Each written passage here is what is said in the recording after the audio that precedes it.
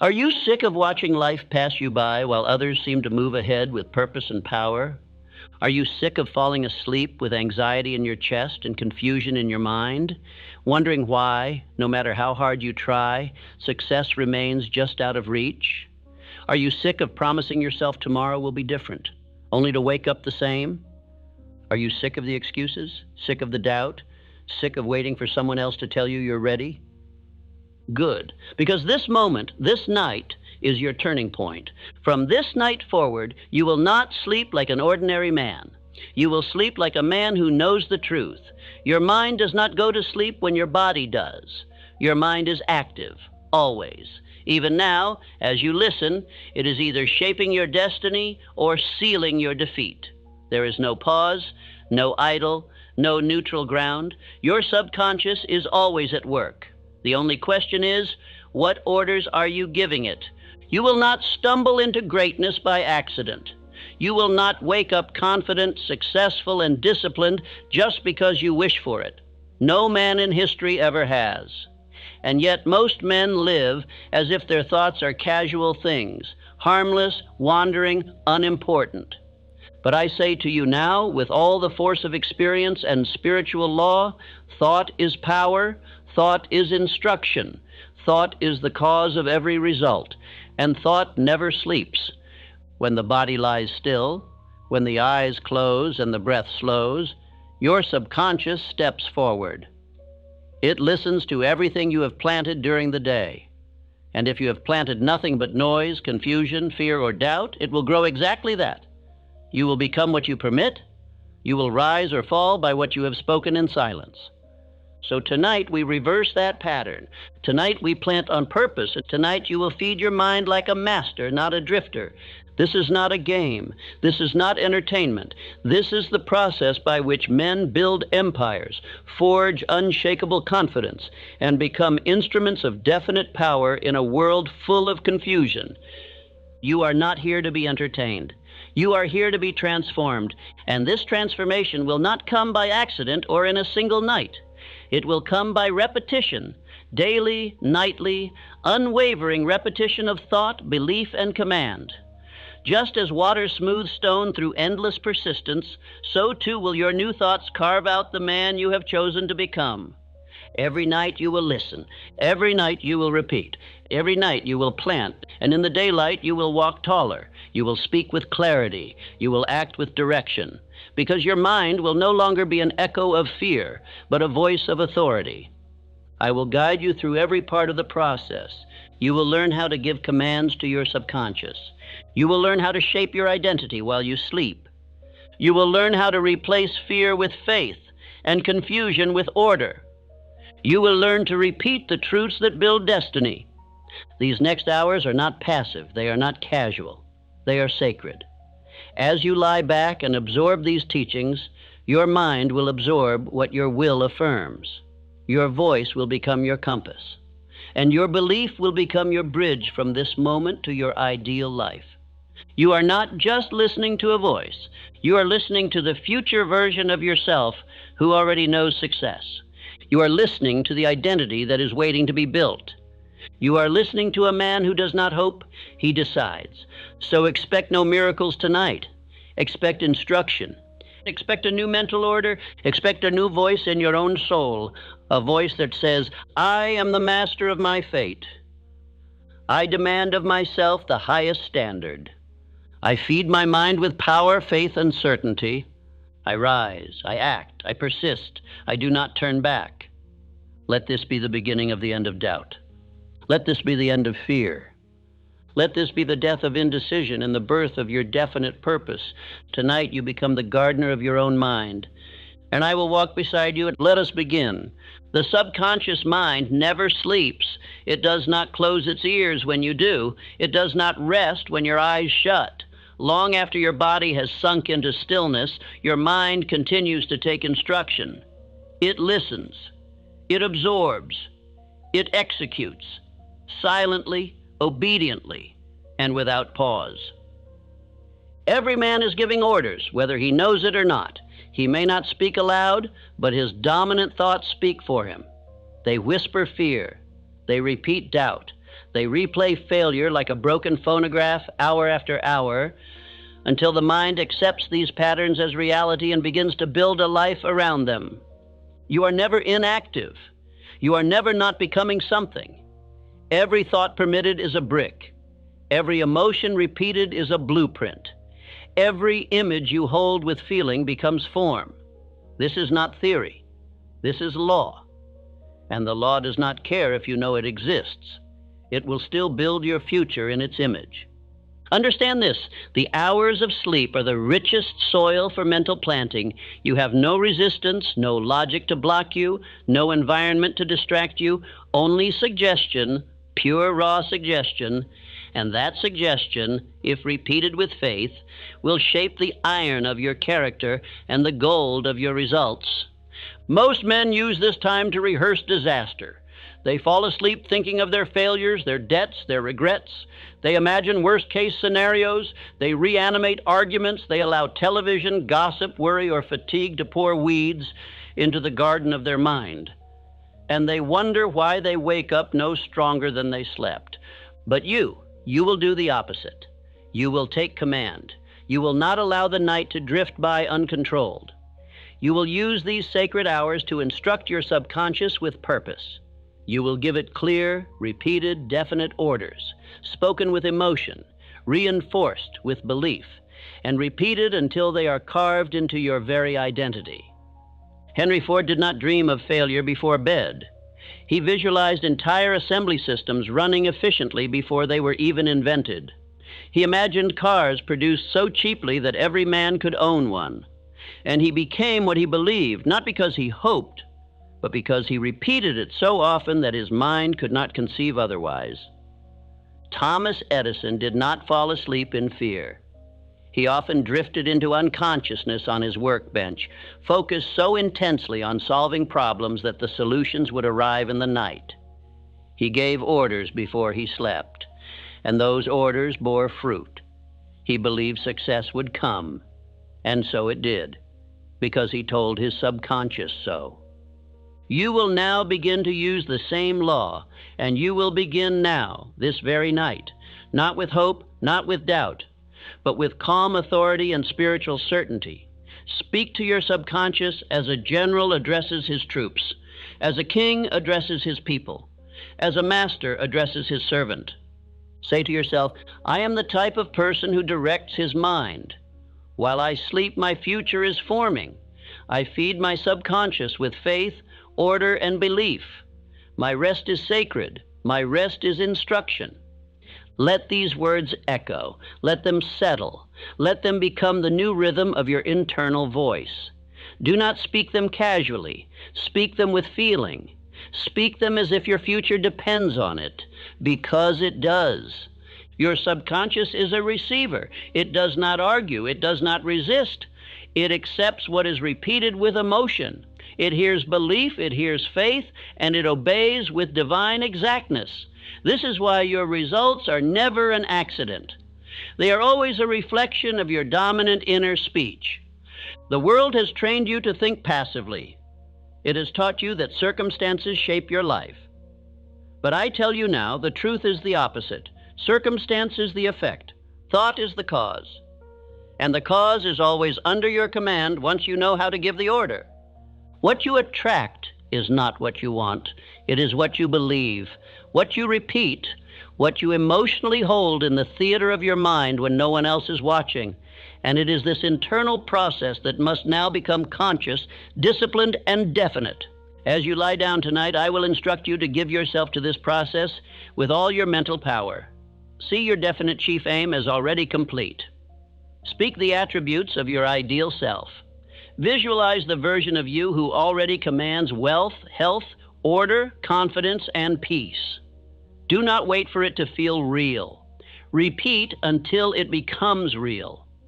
The man who waits for feeling before he acts is a drifter. The man who repeats truth until it becomes feeling is a master.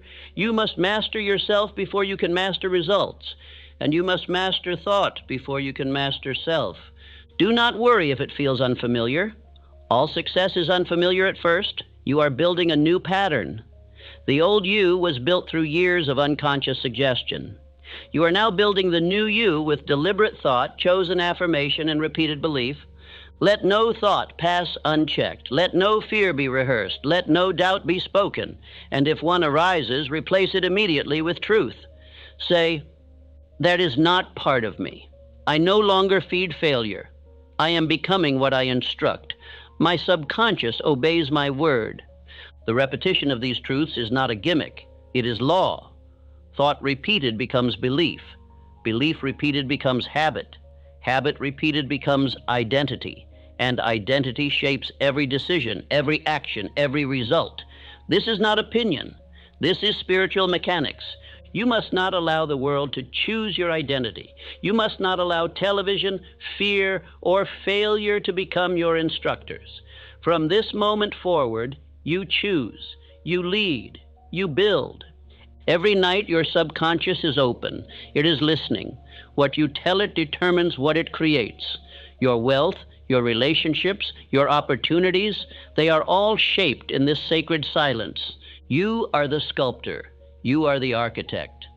And the tool you must now wield is autosuggestion, spoken with faith, repeated with certainty, emotionalized with desire. As you fall into rest tonight, say aloud, I am the type of person who creates his future. I plant faith, I plant courage, I plant power. My subconscious is a servant of my will. Every night I grow stronger. Every night I become more definite. Let these words become the lullaby of greatness. Let them become the new rhythm of your thought. Let them echo long after the voice fades, because while the voice may stop, your mind does not. The old world ends tonight. The new self begins now. Your mind is your garden, and tonight you must begin to treat it as sacred land. You must understand this fully. Whatever is planted in this garden, be it fear or faith, doubt or desire, clarity or confusion, will take root, and it will grow. Your mind, like the soil of the earth, does not judge what is planted. It only brings forth what is sown. If you do not plant deliberately, weeds will take root by default.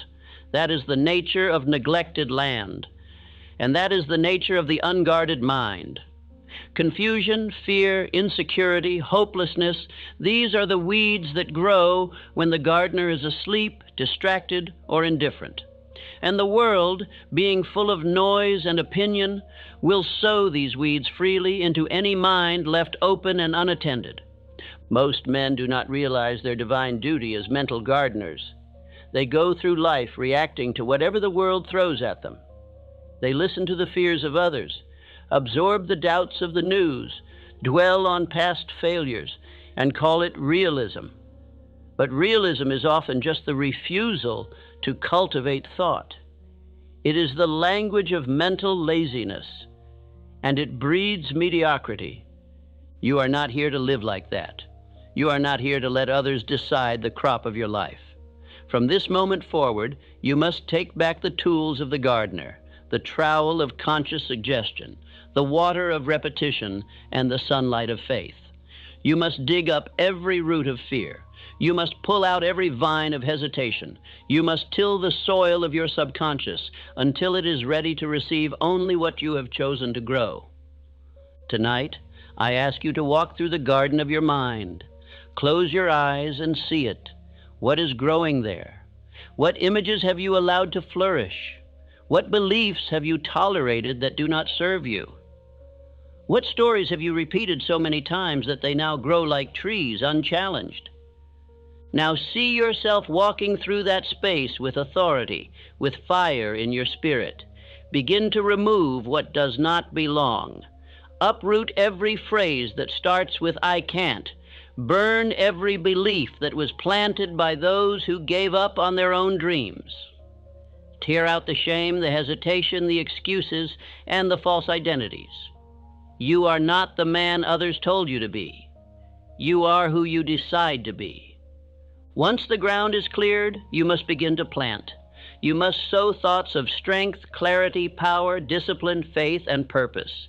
You must plant the belief that you are becoming the man who acts, the man who follows through, the man who does not drift, does not doubt, and does not quit. You must plant these truths night after night until they grow so large they crowd out all lesser thought. And how do you plant? You plant by repetition. You plant by affirmation. You plant by feeling. Speak these words aloud tonight with calm force and unwavering belief. I choose what thoughts grow in my mind. I am the gardener of destiny. I am the type of person who plants only what strengthens me. Every night, I cultivate the character I wish to become. These are not empty lines, these are seeds. And if you plant them now, if you return to them each night, they will grow. They will shape your language, your posture, your habits, your discipline, your boldness, your endurance, your success. But only if you repeat them, only if you feed them. You must also water them, and the water of the mind is repetition with emotion. Dry affirmations do nothing. But when you speak a truth with belief, with vision, and with feeling, you charge that seed with life. The subconscious responds not just to words, but to emotionalized thought. Thought soaked in belief becomes law. So visualize now.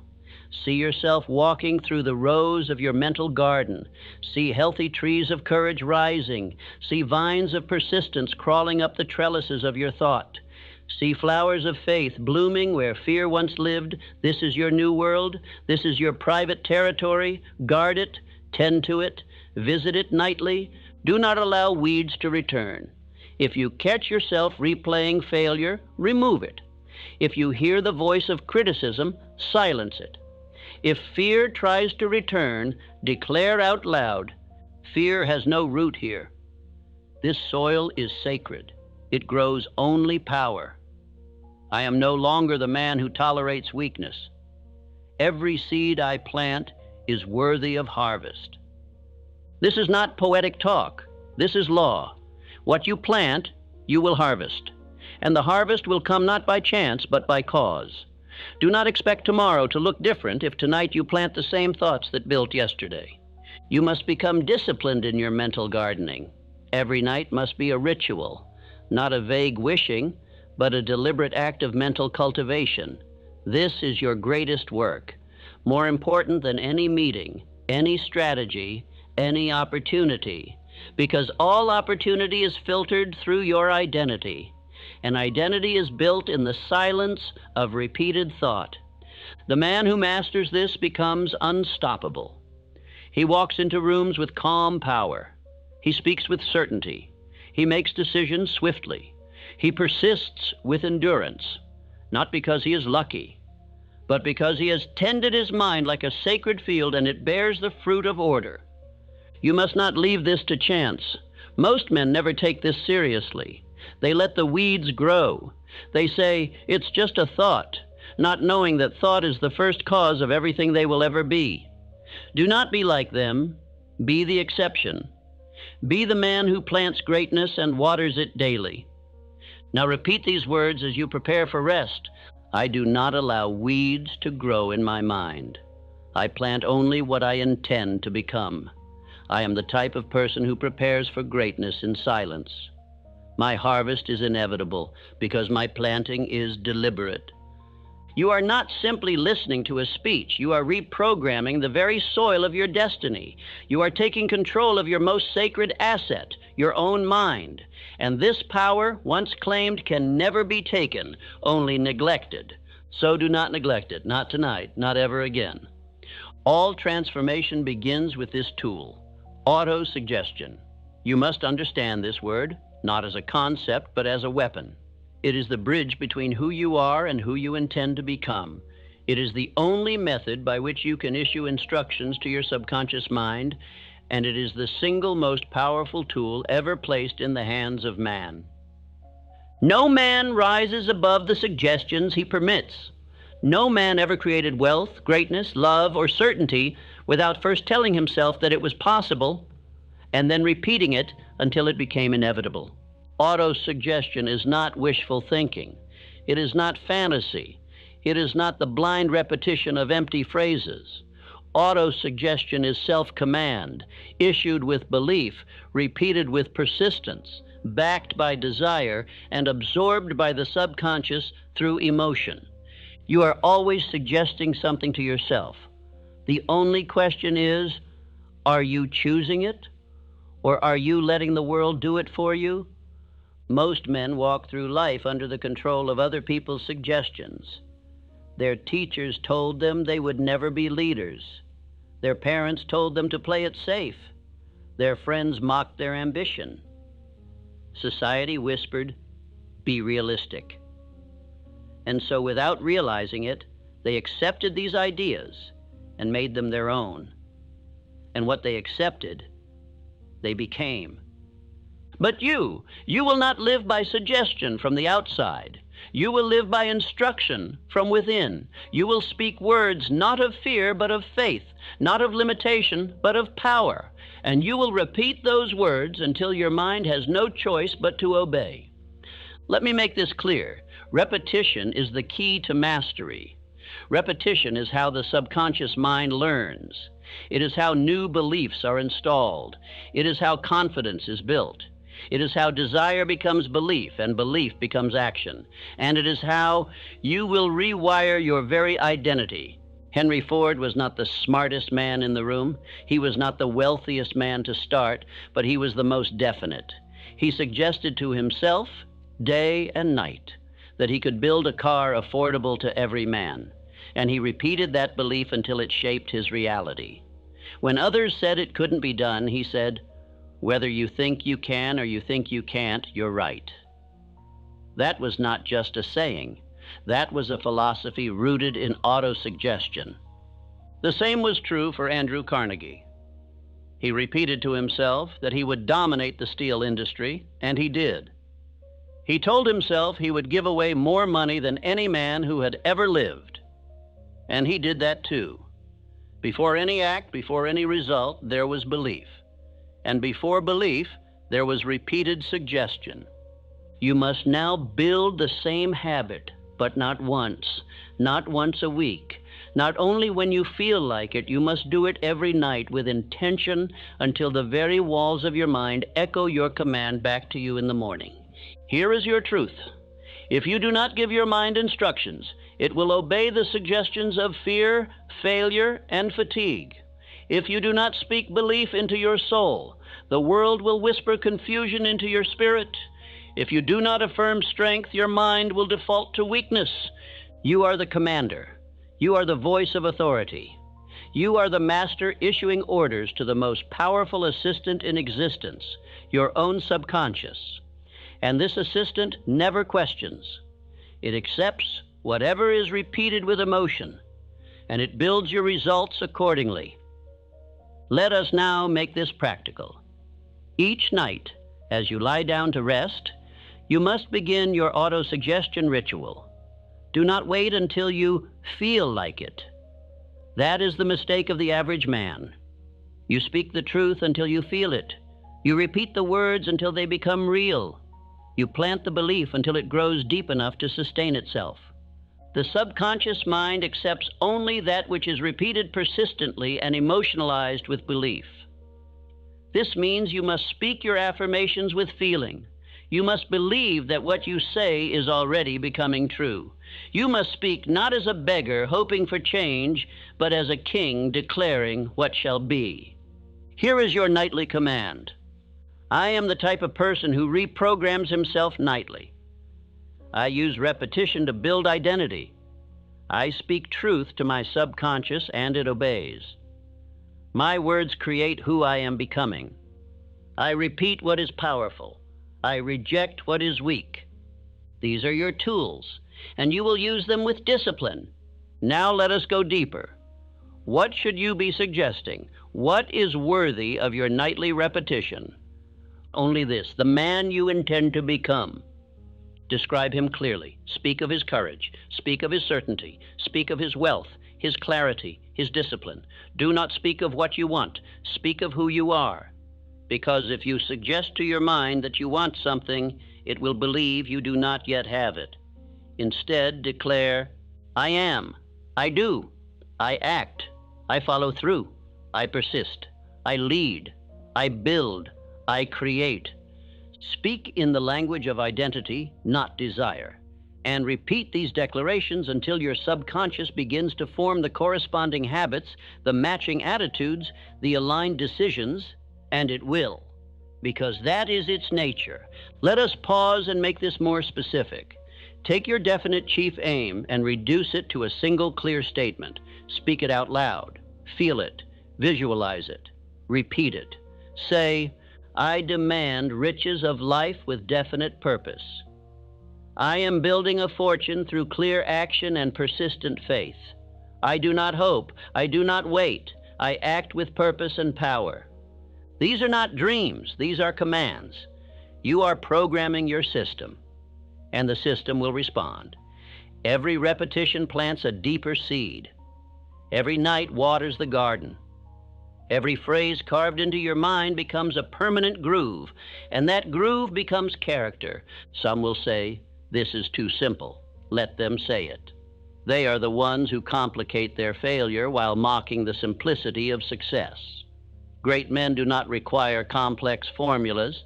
They require clear commands repeated faithfully. That is the work. That is the way. Now let us address doubt. At first your mind may resist. You may say the words and feel no change. That is to be expected. Your old identity has years of repetition behind it. You are not fighting an enemy. You are replacing an outdated pattern. And patterns yield to persistence. The subconscious yields to new orders, not once, but through habitual suggestion. So tonight you begin, and tomorrow night you continue. You will no longer drift. You will no longer permit random thoughts to lead you. You are the master of your mind, and you will act like it. You will speak truth. You will affirm power. You will build a new identity, brick by brick, line by line, word by word. Say aloud now, I do not leave my identity to chance. I build myself through repetition. Autosuggestion is my tool. I use it with discipline. Every word I speak plants a law within me. You are no longer a slave to old belief. You are no longer a mirror of the world around you. You are the origin of your new self. And this new self is born in the silence of sleep, through the voice of repetition, through the law of suggestion, through the faith of a definite man.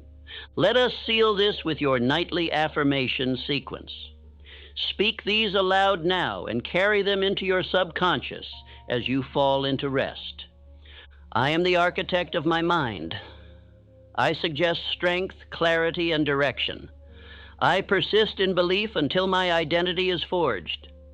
I am becoming all I choose to become. I speak power. I speak discipline. I speak destiny. This is the law. This is the method. This is the medium of power.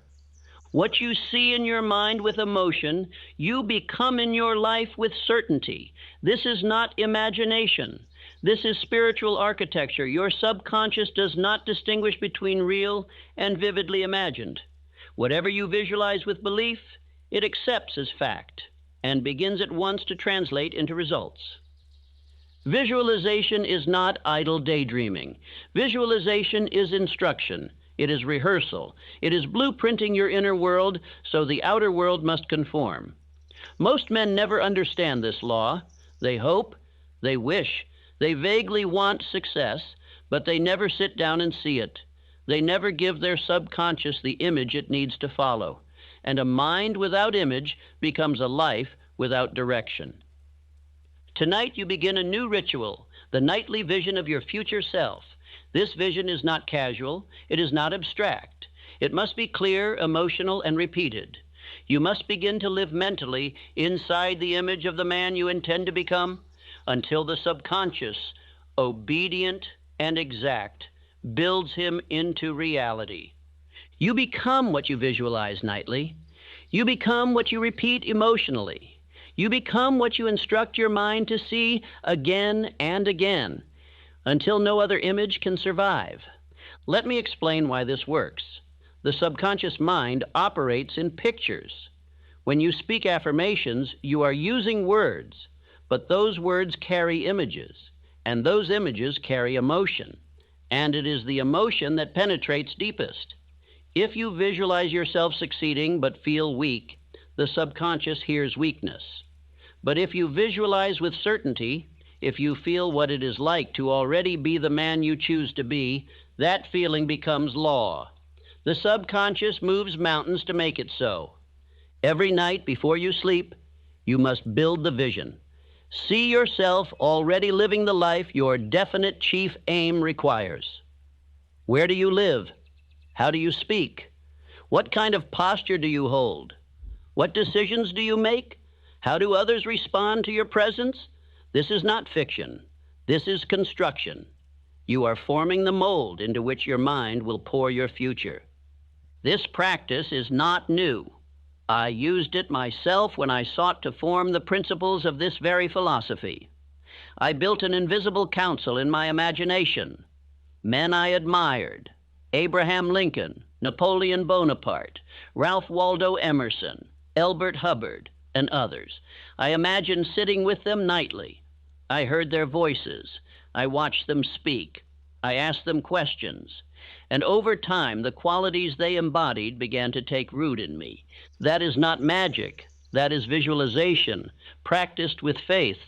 And it works because the subconscious makes no distinction between real mentorship and imagined instruction, so long as the feeling is strong and the repetition is daily. You must now create your own invisible council. Choose 5 men whose attributes you admire. They may be historical, personal, or symbolic. Choose one for courage, one for clarity, one for vision, one for calm, one for wealth. Give them names.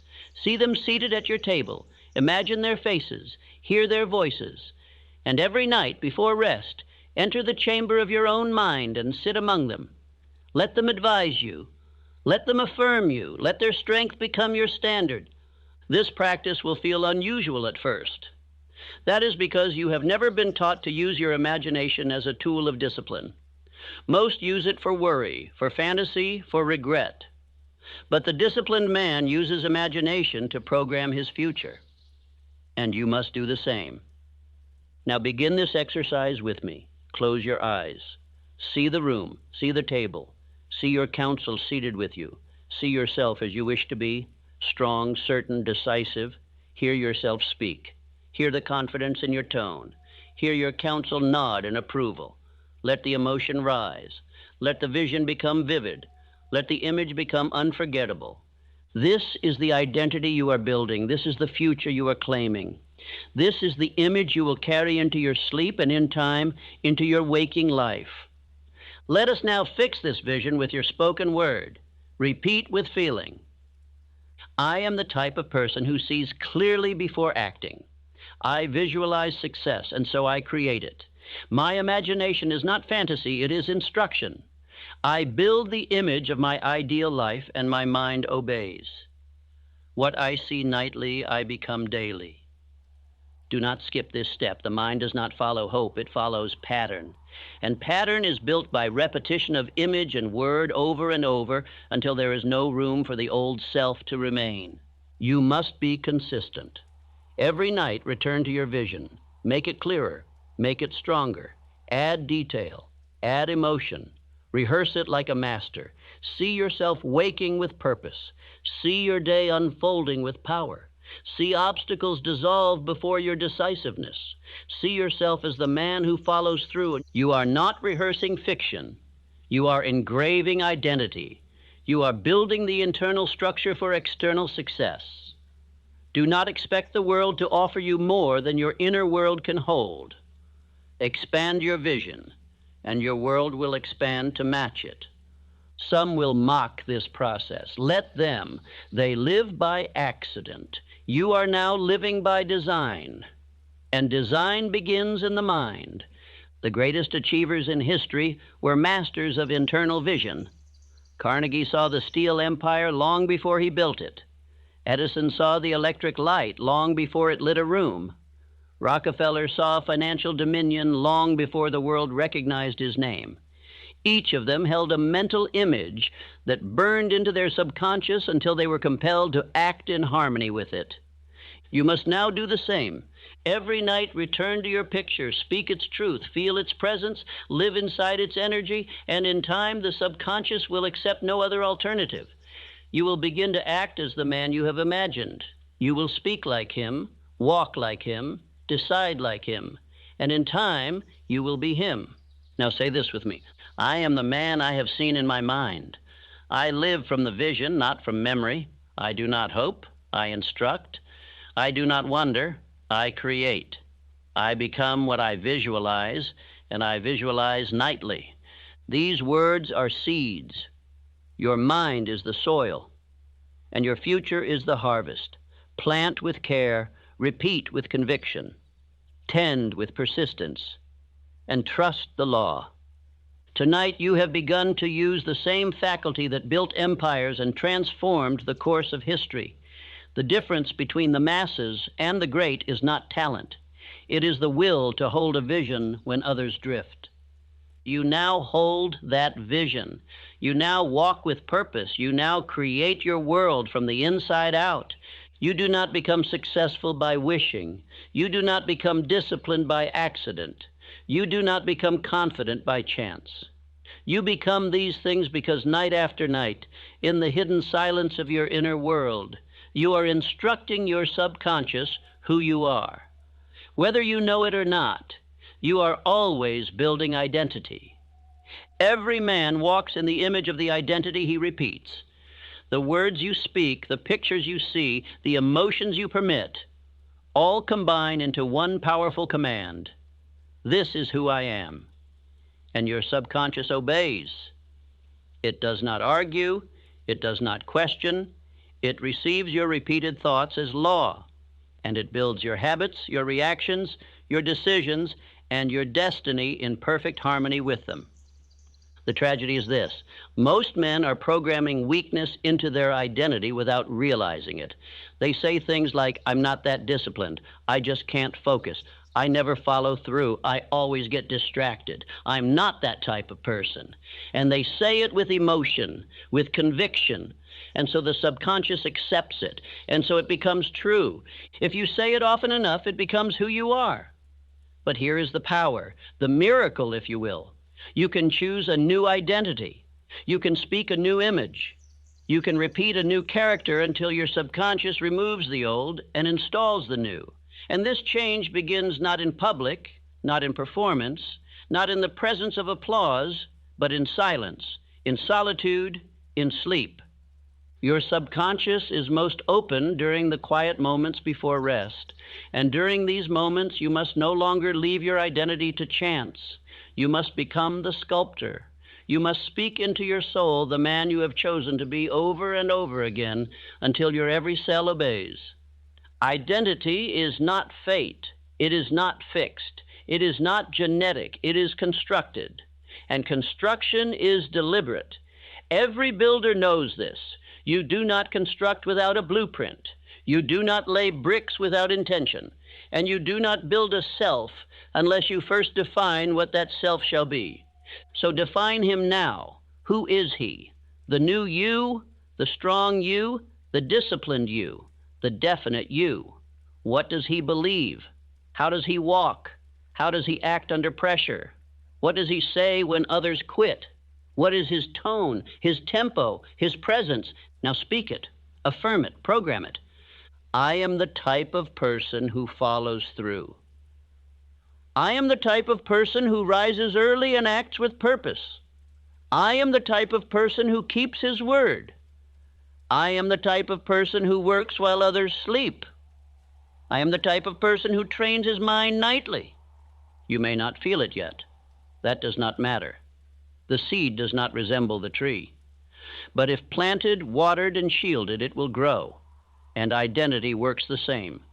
The first time you say these words, they are only sound. But the 100th time, they are law. Let me make this even more real. Charles M. Schwab, the man who built U.S. Steel into an empire, was not born to wealth or position. He was not gifted anything, but he possessed what others lacked, the identity of a builder.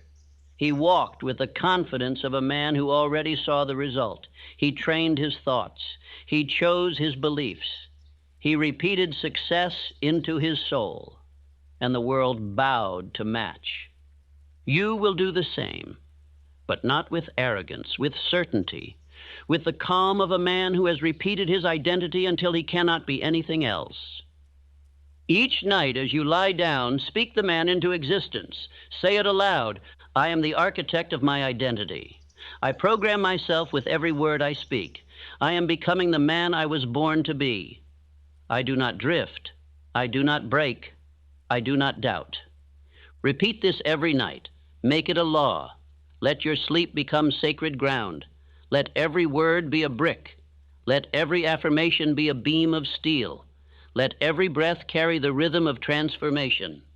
Some will say, but I've always been this way. That is the lie. That is the voice of the past. And your past holds no power unless you feed it. The truth is this. You are becoming what you repeat. And tonight you begin repeating strength. Let's take it further. Construct a new internal title. Not your name, not your job, your identity. Say, I am the man who finishes what he starts. I am the man who acts when others hesitate. I am the man who lives with discipline and moves with power. I am the man who becomes more definite every night. Speak it until it becomes normal, and then keep speaking it, because the subconscious does not respond to enthusiasm. It responds to consistency. It says, he has spoken this 10 nights in a row. It must be real. And once it believes, it will instruct every nerve, every instinct, every habit to act accordingly. This is identity transmutation. This is not motivation. This is construction. This is the same process by which every great man remade himself. Not in public, but in private. Not through events, but through decisions. Not through chance, but through nightly programming of the self. Do not neglect this process. Do not skip a night. Do not allow laziness to interrupt your construction. You are not repeating words. You are repeating identity, and identity is destiny. Repeat now, slowly with feeling. Every night, I program my identity. Every night, I build the man I am becoming. I am not who I was. I am who I repeat I am. I am the type of person who leads himself with power. The new identity is forming, and I do not break the chain. Say this again. Commit it to memory. Let these be the final words you speak before sleep. Each night I instruct the man I become. Fear is not a mystery. Fear is not a monster. Fear is a habit, a mental pattern rehearsed, a suggestion accepted. And like all habits, it can be replaced if you are willing to confront it, strip it of its disguise, and speak a new command into its place. Fear is not power. Fear is obedience to the wrong voice. Most men are trained in fear from youth. They are taught to avoid risk, to stay small, to seek approval, to not stand out, to not try too hard. They are told that success is dangerous, ambition is arrogant, confidence is ego, decisiveness is reckless. These words become the rhythm of their thinking, and by repetition they become law. You were not born afraid. You were taught to fear. You rehearsed fear. You inherited fear. And worst of all, you accepted fear as identity. But tonight we begin a new process, a nightly replacement of the old habit with one of faith, power, and definite calm. There are 6 basic fears that every failure feeds: the fear of poverty, the fear of criticism, the fear of ill health, the fear of loss of love, the fear of old age, and the fear of death. These 6 ghosts walk the hallways of the subconscious mind, whispering lies if left unchallenged. And they are always stronger at night. Why? Because fear thrives in silence when the voice of faith is not present. When the conscious mind slows and external distractions fade, fear walks in, unless you do first. If you do not speak power into your sleep, fear will speak weakness. But you will not allow that anymore. You are not just removing fear, you are replacing it. A man cannot just stop being afraid. He must start being something else. He must install a new pattern, rehearse a new response, build a new identity. And that begins tonight with conscious thought, emotional suggestion, and the construction of spiritual opposites. Fear of poverty? Replace it with, I live in abundance. I am the type of person who attracts wealth. I believe in increase, not loss. Fear of criticism? Replace it with, I walk in confidence. I follow truth, not approval. I speak with conviction, not apology. Fear of ill health? Replace it with, I am the type of person who commands his health. I treat my body with discipline. I speak vitality, and I feel energy. Fear of loss of love? Replace it with, I give love freely and receive it fully. I am the type of person who inspires loyalty and respect. I am grounded, not desperate. Fear of old age? Replace it with, I grow wiser, sharper, more powerful with age. I am the type of person who becomes more valuable with time. I walk with timeless purpose. Fear of death? Replace it with, I live each day with purpose. I am at peace with eternal law. I do not fear endings. I live fully now. These are not just affirmations. These are spiritual swords. These are new habits in the making. And the only way to form a habit is by repetition, especially in the hours when your will is quiet and your subconscious is open. You must now create a nightly ritual, a fear replacement sequence. Each evening, you will identify one fear. You will name it. You will confront it. And you will speak 3 powerful truths to overwrite it. Do not skip. Do not delay. Do not negotiate with fear. You command it. You replace it. You rewire your mind with law. Let us now say the full sequence aloud. Speak it with calm force. I am the type of person who replaces fear with purpose.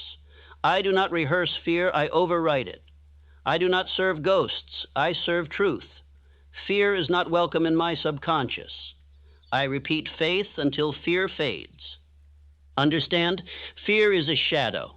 It has no life of its own. It borrows breath from your attention. Withdraw your attention, replace it with command, and fear dies.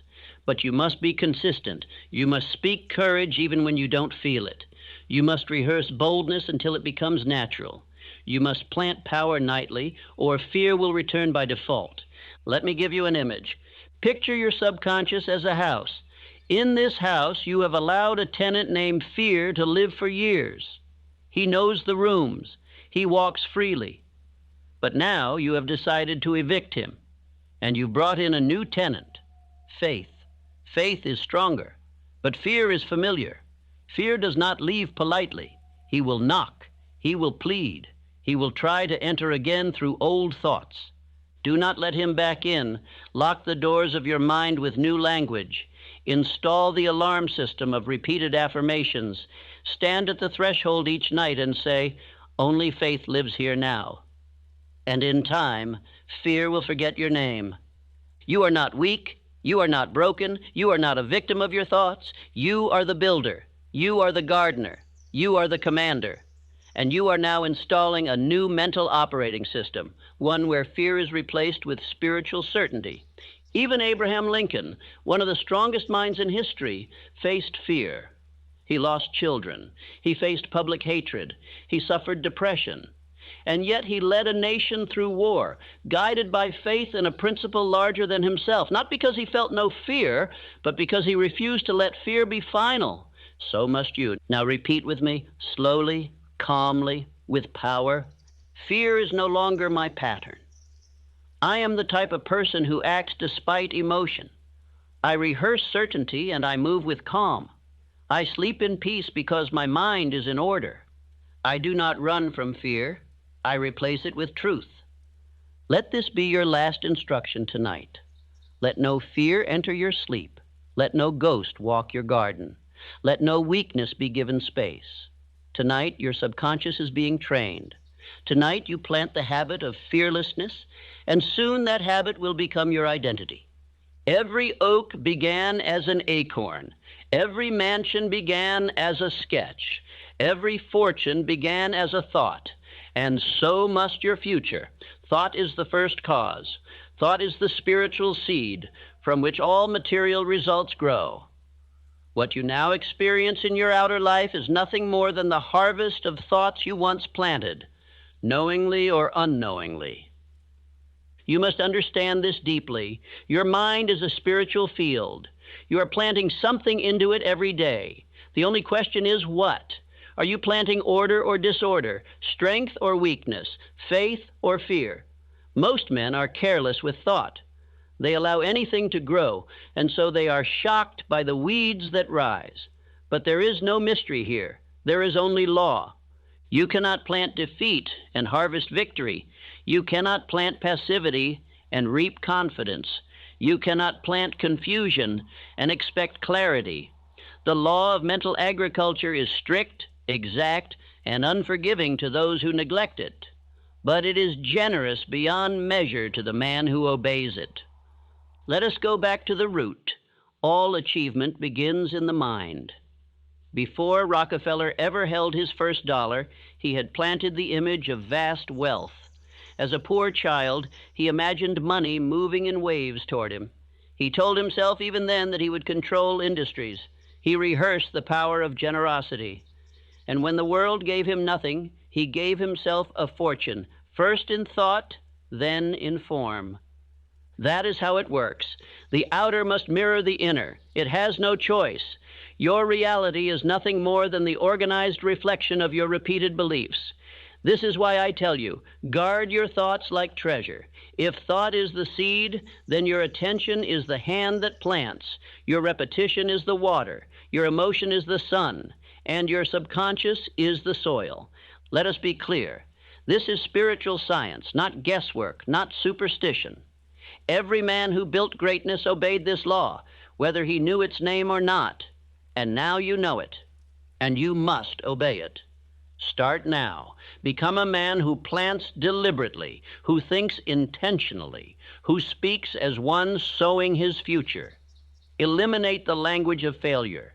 Remove every phrase that begins with I can't, I hope, or maybe someday. These are seeds of weakness. These are weeds in disguise. Do not let them touch your garden. Replace them. Replant. Speak what you choose to harvest, and speak it often. Say now, I am the type of person who chooses his thoughts. I plant faith, persistence, and clarity. I no longer plant fear. I uproot it. My thoughts are seeds of strength. I expect a great harvest because I have planted great belief. Each night before sleep, review the field of your mind. What thoughts have you allowed today? What images have you rehearsed? What emotions have you encouraged? If you do not like the answers, do not panic. Simply replant. The beauty of thought is that it obeys instantly. The moment you choose a new one and repeat it, the soil receives it. The moment you speak belief, the old weed begins to wither. The moment you affirm a new truth, the process begins, but you must persist. The farmer does not plant once and expect fruit tomorrow. He waters, he returns, he protects. So must you. Speak your affirmations nightly. Visualize the harvest. Repeat the truth. Do not waver. The fruit will come. Let us speak more truths now. Let us plant power. I am the type of person who speaks only what I wish to become. I do not permit random thoughts to rule me. I plant on purpose. I think with precision. My mind is sacred soil, and I treat it with honor. Everything I harvest tomorrow, I am planting tonight. Let me give you an image. Imagine a man who owns a plot of perfect fertile land. The soil is rich. Anything planted will grow, good or bad. But the man is lazy. He throws scraps, weeds, and poison into the dirt. He allows strangers to toss in garbage. He lets wind and animals carry in decay. And when he sees his land overrun with rot, he weeps and curses the soil. That man is the common thinker, and you must not live as he lives. You must be the master cultivator. You must rise with purpose and plant with intention. You must say, "This land is mine, my mind is mine, and I will grow only what builds my life." That is the voice of mastery, and that is now your voice. Let us fix this deeper with repetition. Say, "I am not careless with thought. I do not allow others to plant in my mind. I plant with faith and water with repetition. My thinking is not passive, it is productive. I think like a builder, I plant like a master." Understand this, even your self-talk is seed. When you speak, your subconscious listens. When you complain, it takes orders. When you affirm, it builds. When you visualize, it shapes. Your results are not random, they are grown, and you are the grower. No more excuses, no more hoping, no more wondering.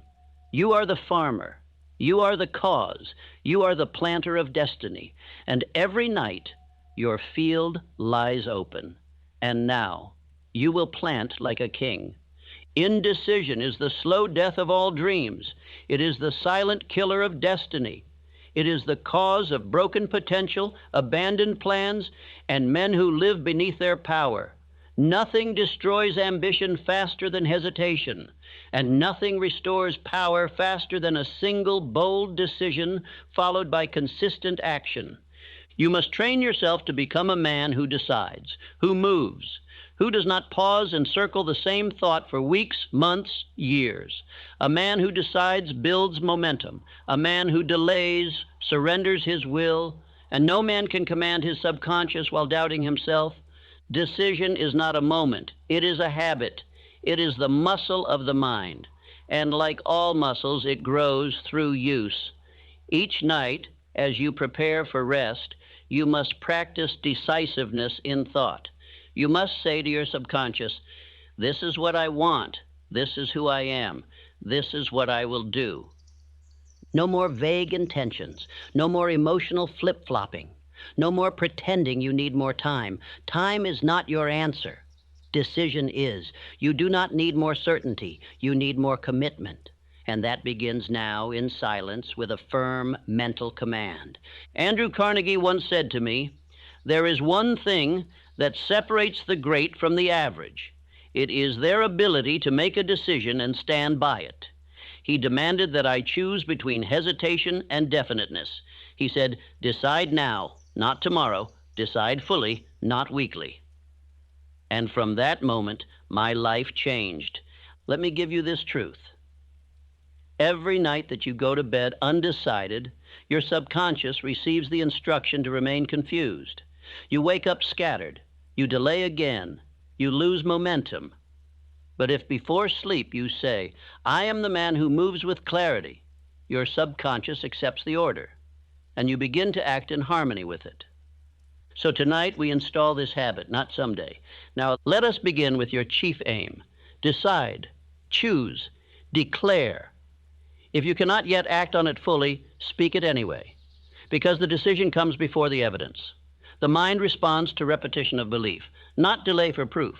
Say, "I have made my decision. I do not revisit doubt. I am the type of person who decides swiftly and stands firm. Each decision I make increases my power." This is not theory. This is spiritual law. The subconscious mind must be told what to believe. It will follow the strongest, most repeated command.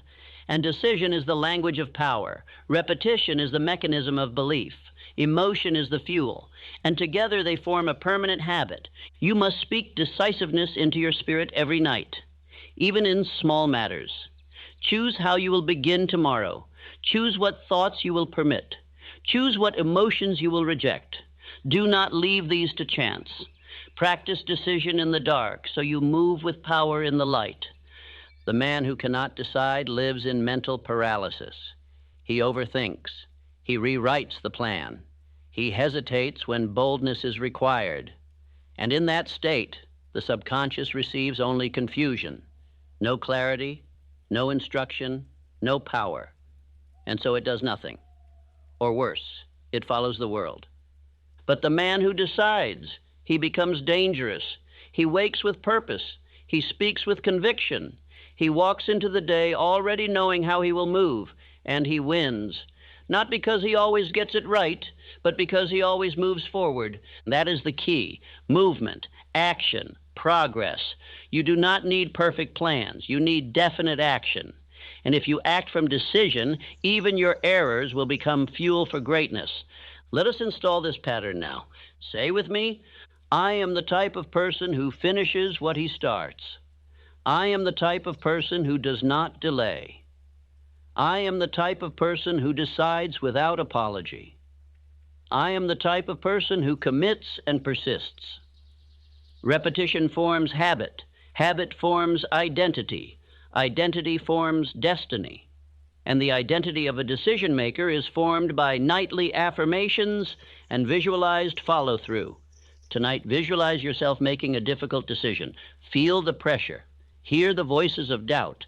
Now watch yourself choose anyway. You do not flinch, you do not wait, you act, you commit, you speak, you move, you lead. Now see the result. Watch how everything begins to respond. Your world changes because your energy has changed. Your posture is firmer. Your voice is clearer. Your actions are faster. Why? Because the man who decides becomes magnetic. Indecision repels opportunity. Decision attracts it. The man who cannot choose sends a signal of weakness. But the man who commits, he emits strength. And the world answers with alignment. Let us anchor this deeper. Say aloud, indecision is not welcome in my life. I do not rehearse options. I act on what I choose. Every night I reinforce my commitment to purpose. My decisions shape my character, and my character shapes my fate. Do not underestimate this. Each small act of decisiveness becomes a brick in the structure of mental dominance, and each hesitation becomes a crack. You are not fragile. You are not confused. You are not a man who second-guesses himself into failure. You are a builder, a decider, a leader, a man of mental certainty. From this night forward, you will no longer drift. You will no longer say, I don't know. You will speak clearly. You will act with urgency. You will think in a straight line. And you will be a man others follow, not because of luck, but because of decision. Now repeat. I decide, I act, I move.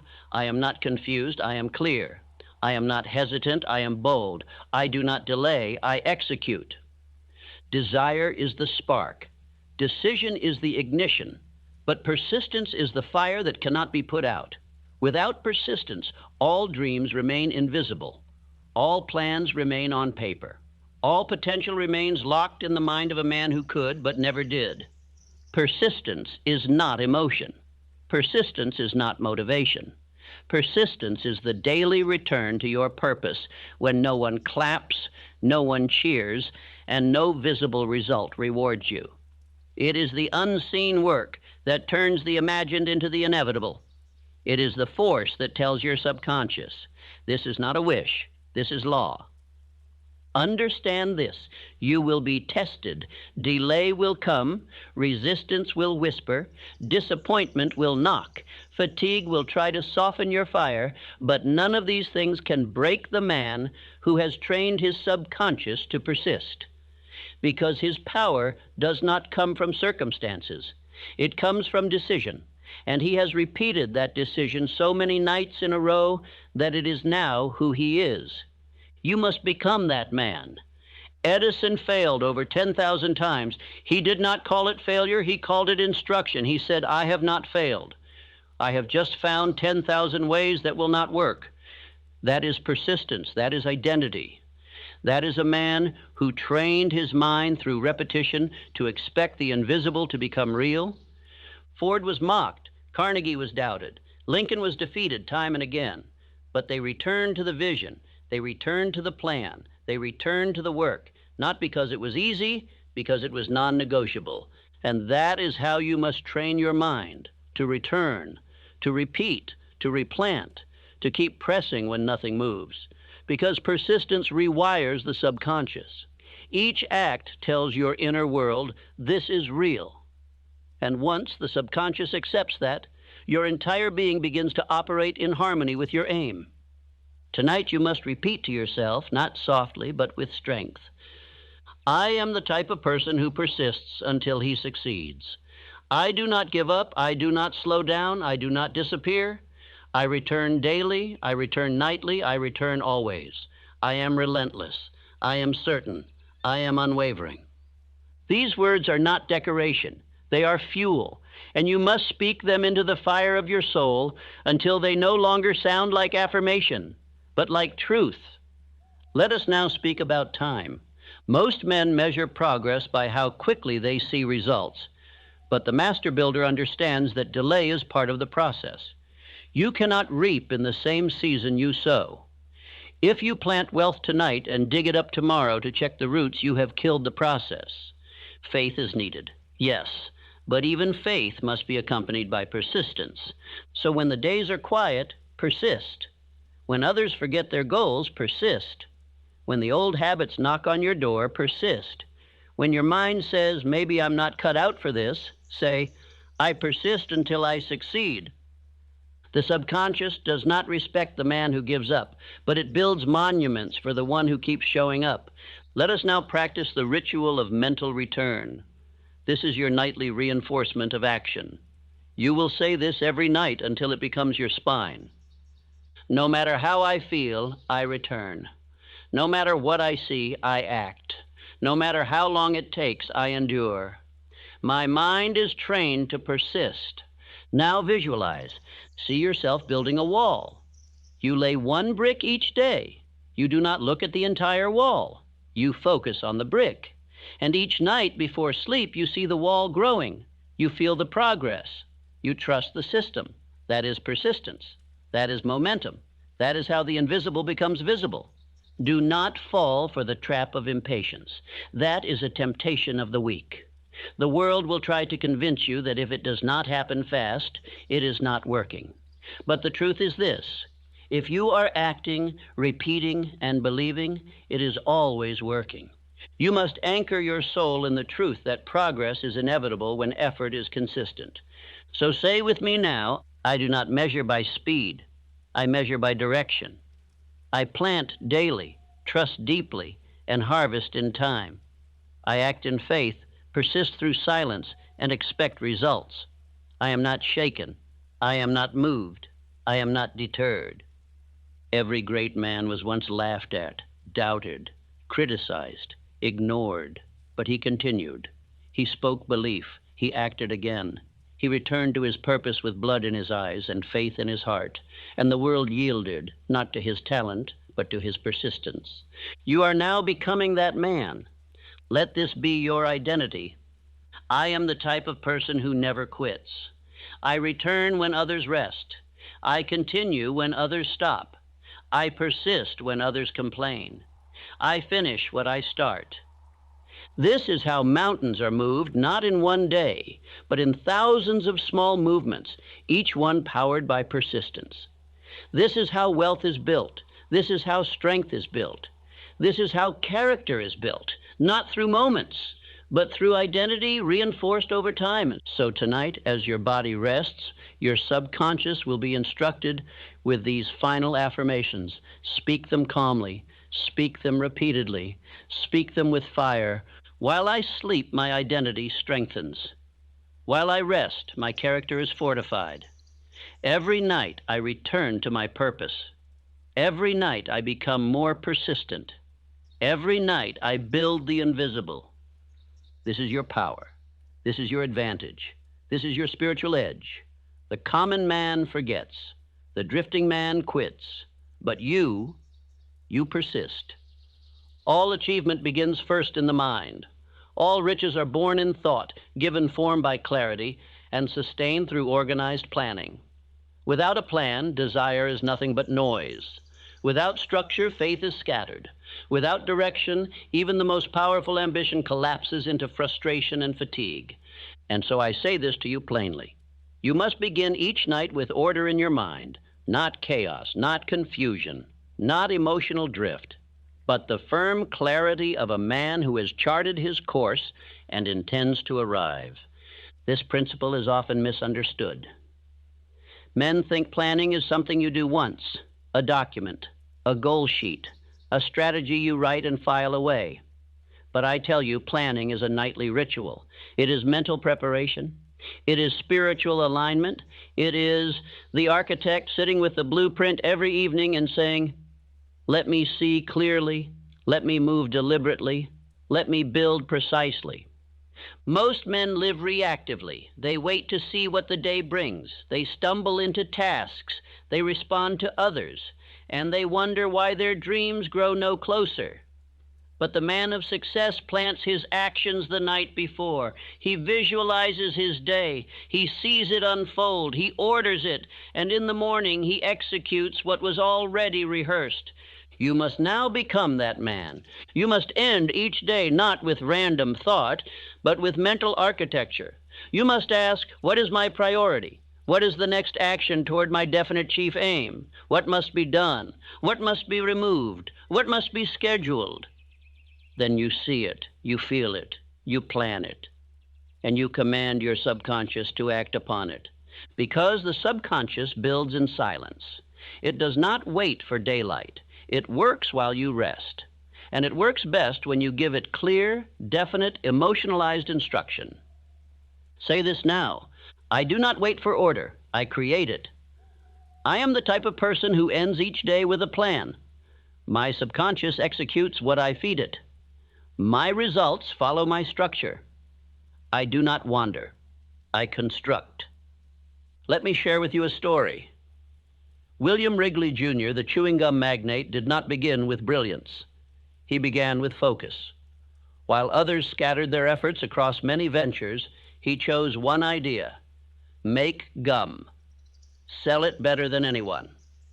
And he created a simple, organized plan to market it persistently, everywhere, always. The world mocked it. They said, it's just gum. But he said, it's my purpose. And he planned with such consistency, night after night, campaign after campaign, that the world had no choice but to respond. That is what organized planning does. It forces the invisible to take shape. It turns vague ambition into specific direction. It tells the subconscious, here is the path. Now make all thoughts, instincts, decisions, and habits serve this direction. And it will. You must now create this process for yourself. Each night before sleep, review your goal. Speak your chief aim. Then decide your next 3 steps. Not vague intentions, clear actions. Write them if needed. Visualize them being done. See the day ahead moving in perfect alignment with your aim. Then affirm, I act with precision. My thoughts move in straight lines. Each step I plan, I complete. Each plan I repeat becomes identity. This is not just about scheduling. This is about identity construction. The man who plans nightly begins to see himself differently. He no longer drifts. He no longer delays. He moves with calm certainty because his days are already decided before they begin. Your subconscious loves direction. It thrives under instruction, but it shuts down under chaos. If you do not plan, your mind will fill the space with emotion. It will default to fear, laziness, confusion, or distraction. But when you give it structure, you give it power. Now let us take this further. I ask you to begin each day in your mind the night before. Do not wait until morning. The morning should be execution. The night should be instruction. Each evening say, tomorrow I will rise at this time. I will act on these priorities. I will not respond, I will lead. I will not forget, I have already decided. Then see it. See yourself rising strong. See yourself completing your tasks. See your actions aligned with your vision. Rehearse the victory until it feels familiar. Then sleep. Your subconscious will take over. It will spend the night preparing your mind, strengthening your will, sharpening your intent. This is how leaders think. This is how winners act. Not with emotion, but with design. Not with stress, but with order. And that order is built night after night until it becomes the atmosphere of your identity. Let us now speak this truth together. I organize before I act. I visualize before I perform. I plan with certainty. I execute with calm. I do not wait for motivation. I build structure. You must now treat planning as sacred. 5 minutes of nightly thought can remove 5 hours of daytime confusion. When the mind knows what it must do, it ceases to wander. It moves with grace, with power, with focus. Repeat, I do not guess, I decide. I do not react, I lead. I do not wonder, I organize. I do not fear, I prepare. This is your new habit. Every night, without fail, review your aim. Break it down into steps. Feed those steps to your subconscious. And trust the system, trust the process, trust the law. Because the law says whatever is repeated with clarity and emotion must be built into action. This is the foundation of your future. Knowledge is not power. Let no man deceive you. Knowledge is only potential power. It becomes real power only when it is organized, specialized, and acted upon with persistence. And the most powerful knowledge is not gathered in noise. It is absorbed in silence. You live in a world overflowing with information, but very few ever transform because they are not absorbing with purpose. They are collecting facts. But facts without direction are like bricks without mortar. You must turn knowledge into instruction. You must decide what you are building, and then absorb only that which supports your structure. That is why I tell you this. Every night before sleep, feed your subconscious with specialized knowledge. Not noise, not distraction, not commentary. Read something with power. A paragraph from a proven book, a sentence from a wise man, a principle from this very philosophy. Then let your subconscious do the rest. The conscious mind digests facts, but the subconscious absorbs impressions. It stores emotion. It builds patterns, and it does not sleep. As your body rests, your inner world continues. And if you feed it silence, focus, and truth, it will turn simple knowledge into applied power. This is not theory. This is how every great thinker trained his mind. Thomas Edison did not cram books. He studied purposefully, and then he let his subconscious connect the unseen parts. That is why he slept on his workbench. He understood that the real work began after the reading, when the subconscious began its construction. You must now apply this principle. 10 minutes before sleep, read something powerful, not a full book, a focused idea, a tool, a truth. Then close the book and meditate on the idea. Reflect on how you can use it. Speak it aloud. Let it echo. Then fall into sleep. This practice, done consistently, will yield more wisdom than 1,000 unread volumes. Why? Because it is digested knowledge. It is processed in silence. It becomes part of your mental machinery. Let us now declare this truth. I am the type of person who absorbs knowledge silently. I read with purpose. I reflect with discipline. What I read before sleep becomes part of who I am. I do not collect. I internalize. Let me now tell you of a man whose writings did just that. Elbert Hubbard, a thinker, a printer, a philosopher. His essays were short, but they were potent. When I read his words before bed, I did not just read them. I listened to them. I sat with them. I repeated them in my mind, and they changed me, not because of their size, but because of their concentration. That is the key. Concentrated, repeated, and reflected instruction. You must now choose what wisdom is worthy of shaping you. Do not flood your mind with endless noise. Choose one page, one idea. Read it. Then sit with it. Then sleep. And the subconscious will transform it from theory into power. Say aloud, I am not entertained. I am instructed. I am not distracted. I am built. I read with discipline. I absorb with silence. My subconscious learns while I rest. Each night before you lay down, ask, what truth shall I build into my foundation tonight? And once you've chosen it, make it personal. Turn it into an affirmation, a command, a mantra. Say it again and again, with emotion, with belief, with intent, then fall into sleep. Let the silence carry it deep. Let the stillness embed it. Let the subconscious receive its orders. And do this again and again and again, until knowledge is no longer external, it is internal. It is part of your operating system, it is automatic, it is identity. This is how wisdom becomes character. Let me give you a ritual. Read one page of truth, reflect silently for 3 minutes, speak one line aloud 5 times, sleep with faith that it is taking root. This simple process, repeated for 30 nights, will outproduce years of scattered learning because depth beats width, precision beats quantity, and repetition builds structure. Say this now. I do not read for memory, I read for transformation. I do not consume, I apply. I do not race, I absorb. I am the type of person who builds himself nightly. Knowledge must be chosen, focused, lived, and absorbed not in public noise, but in private silence. You are now a man of silent instruction, and the world will never see it coming until the results become undeniable. What you focus on expands. What you give your attention to becomes your experience. Your thoughts are not passive, they are magnetic.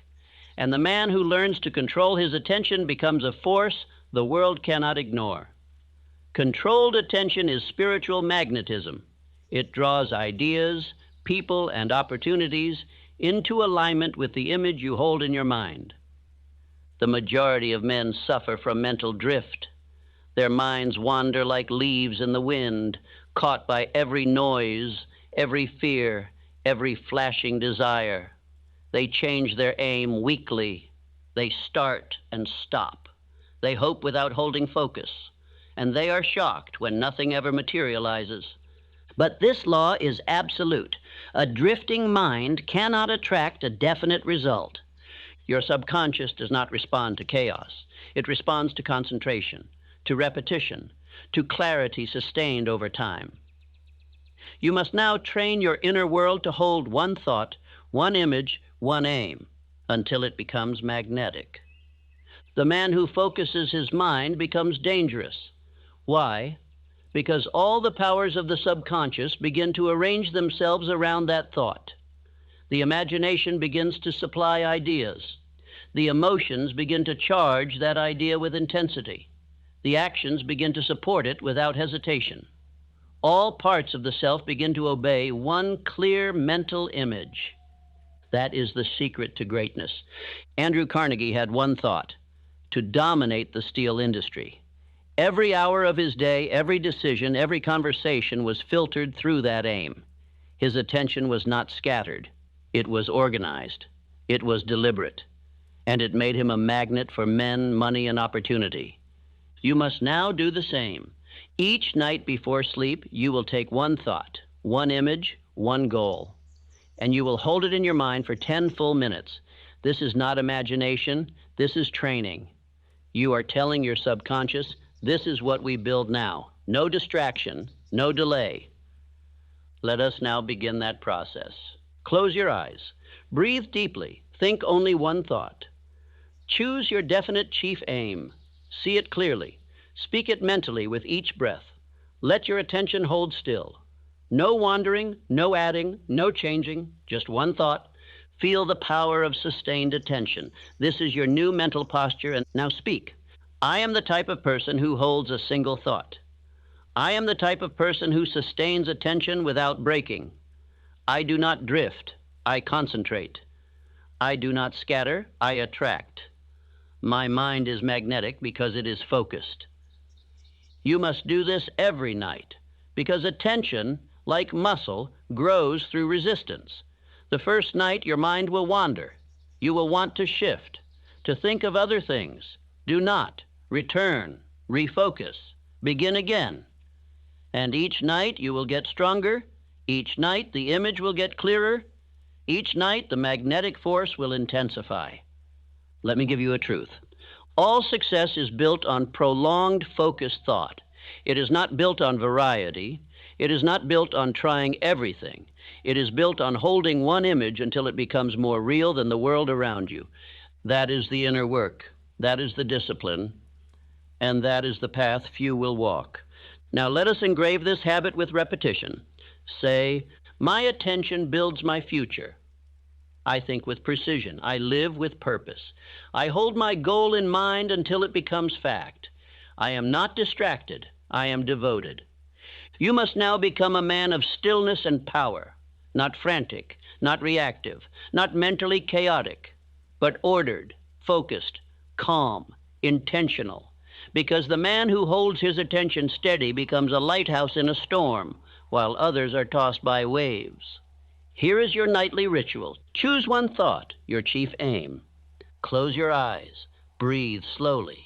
Repeat the thought silently with emotion. Visualize its details. Hold it. Feel it. When distraction comes, return. End by affirming, I am the type of person who holds focus. My mind obeys my will. I attract what I hold in mind. This is not optional. This is essential. You will become what you think about if you can hold the thought long enough. Now imagine your mind as a lens.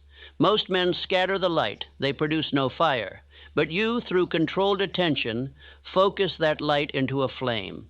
That flame becomes burning desire. That desire becomes faith. And that faith, backed by action, becomes fact. That is the order. That is the law. And it all begins with controlled attention. Let us now repeat. I think only of what I intend to create. I reject distraction as a thief. I return to my aim until it becomes my identity. My thoughts are servants of my purpose. My focus is a magnet for opportunity. Tonight you train your attention, and tomorrow your attention begins to train the world around you. You are never truly alone. Though the room is dark and the world has gone quiet, you carry with you the invisible company of every idea you've accepted, every voice you've allowed to speak into your life, every impression you have stored. You are always surrounded by influence. The question is not if you are influenced, but by whom. This is why the master mind is the greatest unseen force available to the man of purpose. It is the deliberate formation of spiritual alliance, not with chance companions, not with idle thinkers, but with chosen minds, selected by you, assembled by you, and directed by you to shape your decisions, discipline your thoughts, and elevate your spirit. A true master-mind alliance begins not with other people, but in your imagination, in the quiet, in the stillness, in the hours when your subconscious becomes most fertile. While others drift into sleep as orphans of thought, you must enter a sacred room where giants sit, where builders speak, where faith is multiplied through communion with greatness. This is not fantasy. This is instruction. This is how I trained myself. Each night I sat in my mental chamber. I invited men I admired, not in the flesh, but in principle. Abraham Lincoln for moral fortitude, Napoleon Bonaparte for strategic decisiveness, Emerson for spiritual clarity, Carnegie for wealth and order, Hubbard for precision of thought. I gave them chairs. I gave them voices. I gave them life in my imagination, and they spoke back. Not because they were ghosts, but because I had so studied their qualities, so admired their values, so repeated their wisdom, that my subconscious built composite impressions of their character. And once those impressions were formed, I could summon them at will. I could consult them. I could hear their tone. I could feel their counsel. And over time, something miraculous happened. Their strength became mine. Their decisiveness became mine. Their thinking became my habit. Their posture became my standard. Until one day, I no longer imagined being strong. I was strong. I no longer borrowed courage. I possessed it. The alliance had done its work. I was no longer a student of greatness. I was a vessel of it. Now you must do the same. Tonight, you begin building your council. Choose 5 men, not randomly, but with intention. Ask yourself, what do I lack? What virtues must I reinforce? What strengths do I admire? Then choose accordingly. If you lack courage, find a lion. If you lack faith, find a prophet. If you lack discipline, find a builder. Choose men who challenge you, not to flatter you, but to forge you. Give them names. See their faces. Study their lives until you can hear their voices. Then each night before sleep, enter your council chamber. It can be a room, a table, a firelit hall. Make it sacred, make it detailed, and sit down. Ask questions, present dilemmas, speak your plans, then listen. And they will answer, not with fantasy, but with mental alignment. For your subconscious has now stored their patterns. It has internalized their behavior. It knows what Lincoln would say, what Carnegie would do, what Ford would build, and their words will arise from you, but not of you. That is the mystery of the mastermind. Say this now: I am the type of person who chooses his influences. I walk with the great in my mind. I seek instruction from proven minds. I sit among giants while the world sleeps. You will be tempted to skip this practice, to say it's just imagination. But imagination, when used with definite purpose, is not escape. It is design. It is how you construct new patterns of identity. It is how you reprogram your reactions. It is how you break free from mental isolation and walk in the company of greatness. Your mastermind is not limited to the dead. It can include mentors you've known, writers who stirred you, even ideal versions of yourself.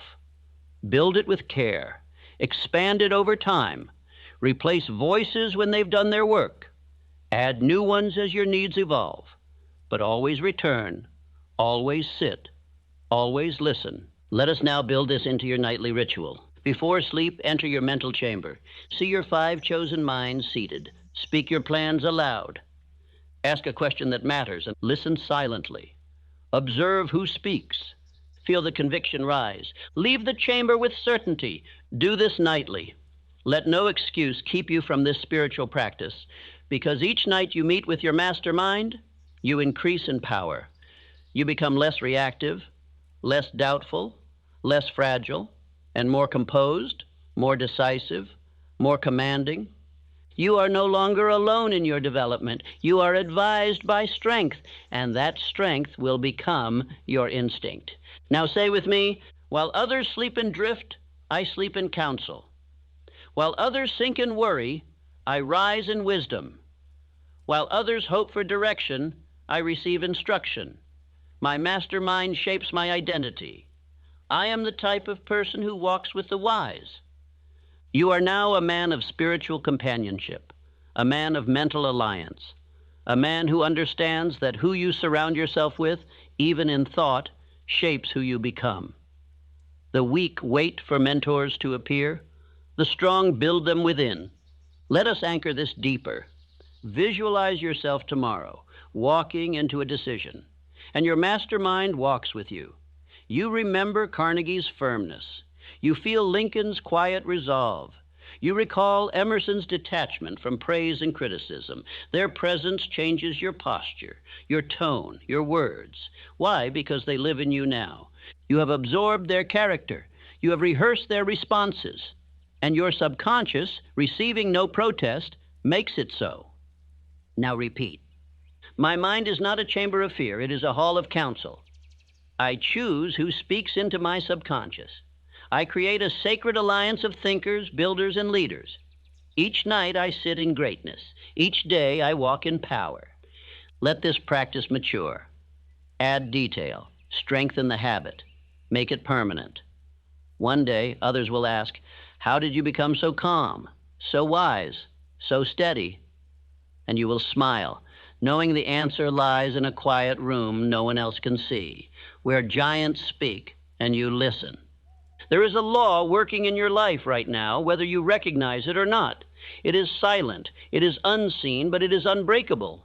This law is not emotional. It does not favor the strong or punish the weak. It simply does this: it makes permanent whatever you repeat. I call this the law of cosmic habit force. Just as gravity never forgets to pull, and just as the sun never forgets to rise, this law never forgets to reward repetition. You do not need to feel strong for it to work. You do not need to feel worthy. You only need to be consistent, and it will bend your entire being, your thoughts, your instincts, your habits, toward the image you have fed it. Cosmic habit force is the mechanism by which your identity becomes automatic. It is how the subconscious mind turns suggestion into reality. It is how you stop thinking about discipline and become disciplined. It is how you stop fighting fear and become fearless. Not by inspiration, not by emotional bursts, but by habitual thought, action, and belief. Most men change for a day, a week, or a month, and then they return to drift. Why? Because they stop short of triggering the law. They stop repeating before it becomes identity. They do not persist long enough for habit to harden into character. And so they live in cycles, high for a while, low for longer, always inconsistent. But I tell you this, if you obey this law, it will carry you. You will no longer need to rely on willpower. You will no longer need to force right behavior. It will become natural. It will become reflex, because the law will have absorbed your instruction and fixed it into your subconscious as a permanent pattern. You must now take this seriously. From tonight forward, everything you do must serve one purpose: to feed cosmic habit force with definite, positive, repeated suggestion. Every affirmation, every thought, every visualization, every action, done daily, done nightly, done whether you feel like it or not. Because every time you do, you cast a vote for who you are becoming. 1 repetition is a seed, 10 is a root, 30 is a structure, and 90 is a law written into your nervous system. Now say this aloud. I am the type of person who honors the law of repetition. I repeat greatness until it becomes me. I do not miss days. I do not skip nights. I obey the law. Cosmic habit force is forming my character. Let us make this practical. Choose one thought tonight. I am the man who follows through. Say it out loud 10 times. Visualize yourself acting on it. Feel the pride. Then sleep. Repeat tomorrow. Do it again and again, until one morning you realize you no longer need to say it because you already are it. That is the power of cosmic habit force. It is neutral. It does not care if you plant weeds or wheat. If you repeat fear, it will engrave fear. If you repeat courage, it will engrave courage. The law does not discriminate. It only obeys. So what will you choose? You now know that nothing is neutral. Every word you speak before sleep is either building you or breaking you. Every image you visualize is either sharpening your identity or scattering it. Every suggestion you whisper is either aligning your will or weakening it. Let us anchor the truth. I am the type of person who uses repetition to reprogram my life. I do not rely on moods. I rely on laws. I do not try. I train. I do not wish. I repeat until I become. The man who respects this law becomes unstoppable, not because he is gifted, but because he outlasts the world. While others drift in emotion, he moves with habit. While others get excited and quit, he builds silently. While others seek shortcuts, he builds systems. And his life bends to him, not all at once, but always over time. Do not stop short. Do not expect reward after 3 days of effort. The seed does not bloom at once. The identity you desire will take weeks, months of uninterrupted alignment between thought, word, and action. But once it takes hold, once it becomes reflex, you will not be able to fail. Because your system, your mind, your body, your emotions will all move in harmony with the identity you've engraved. Let's declare this now. My subconscious is being shaped by my habits. My habits are being shaped by my repetitions. My repetitions are deliberate and definite. The law of cosmic habit force is working for me now. Repeat this phrase with power and pause. I am the man I repeat I am. And repeat again. Every night I obey the law. Every night I become more consistent. Every night I write identity into my soul. Let others look for signs. Let others chase emotion. You build habit. You repeat until belief becomes normal. You act until excellence becomes unconscious. You think until greatness is no longer a wish, but a mechanical process. That is mastery, that is law, that is cosmic habit force in motion. Now visualize this law at work. Picture your subconscious as a vast machine. You drop in the same command every night, and slowly the gears begin to shift. The old programming is pushed out. The new structure begins to harden. And one day, the machine runs without resistance, because it now runs on your new identity. That day will come if you repeat, if you persist, if you obey. Say now, one last time tonight, I repeat until it becomes natural. I persist until the law takes over. I am guided by repetition. I am governed by order. The law of cosmic habit force is building my future in silence. Sleep now. But no, the law does not sleep. And it is working for you.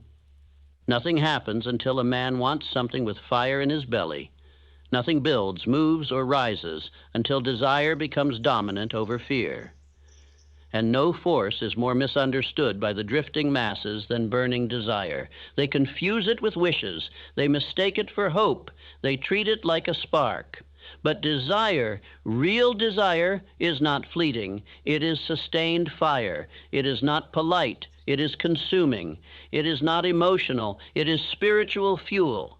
You must develop burning desire until it becomes the master emotion of your subconscious mind. Burning desire is the one thing no man can give you. I can teach you principles. I can show you laws. I can direct your attention. But if you do not want with intensity, if your desire is not flaming with faith, your mind will never move. Because the subconscious mind only obeys thoughts that are backed by emotion. Cold thoughts do nothing. Lukewarm aims fade, but fiery intent that builds destiny. I must ask you now, what do you want? Not vaguely, not someday, not in passing, but definitely, with heat, with hunger, with unshakable demand. If you cannot answer that clearly, your subconscious cannot serve you, because the mind cannot build a house with no blueprint. So tonight you must write it, declare it, feel it. You must say, this is what I want. I will not retreat. I will not negotiate. I will not forget. I demand this of myself. I demand this of life. Now speak this aloud. I am the type of person who moves with burning desire. I no longer wish, I demand. I no longer wait, I act. I no longer whisper, I declare. Desire must be specific. It must be spoken. It must be emotionalized. And above all, it must be repeated. Each night, each morning, each moment when your will begins to soften.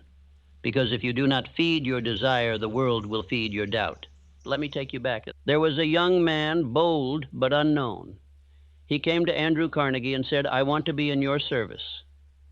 He did not ask for a position. He did not beg for approval.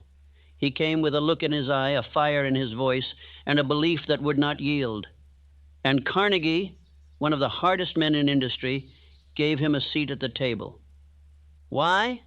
Because burning desire speaks louder than credentials. It carries the voice of certainty. It makes others believe because the man himself believes. That young man had no title, but he had fire. He had definiteness. He had the one thing that cannot be taught in school, a will that refused to be denied. That is what you must now build. Let me now give you the ritual of desire. Write your definite chief aim every night before sleep. Read it aloud with emotion. Close your eyes and see it as real. Say, this is mine. I am this man. I will have this life. Repeat until your heart beats faster. Sleep with this fire in your chest. The subconscious is not moved by facts. It is moved by feeling. And desire is the emotional magnet that pulls every law into alignment. Faith flows into desire. Action follows desire. Persistence lives inside desire.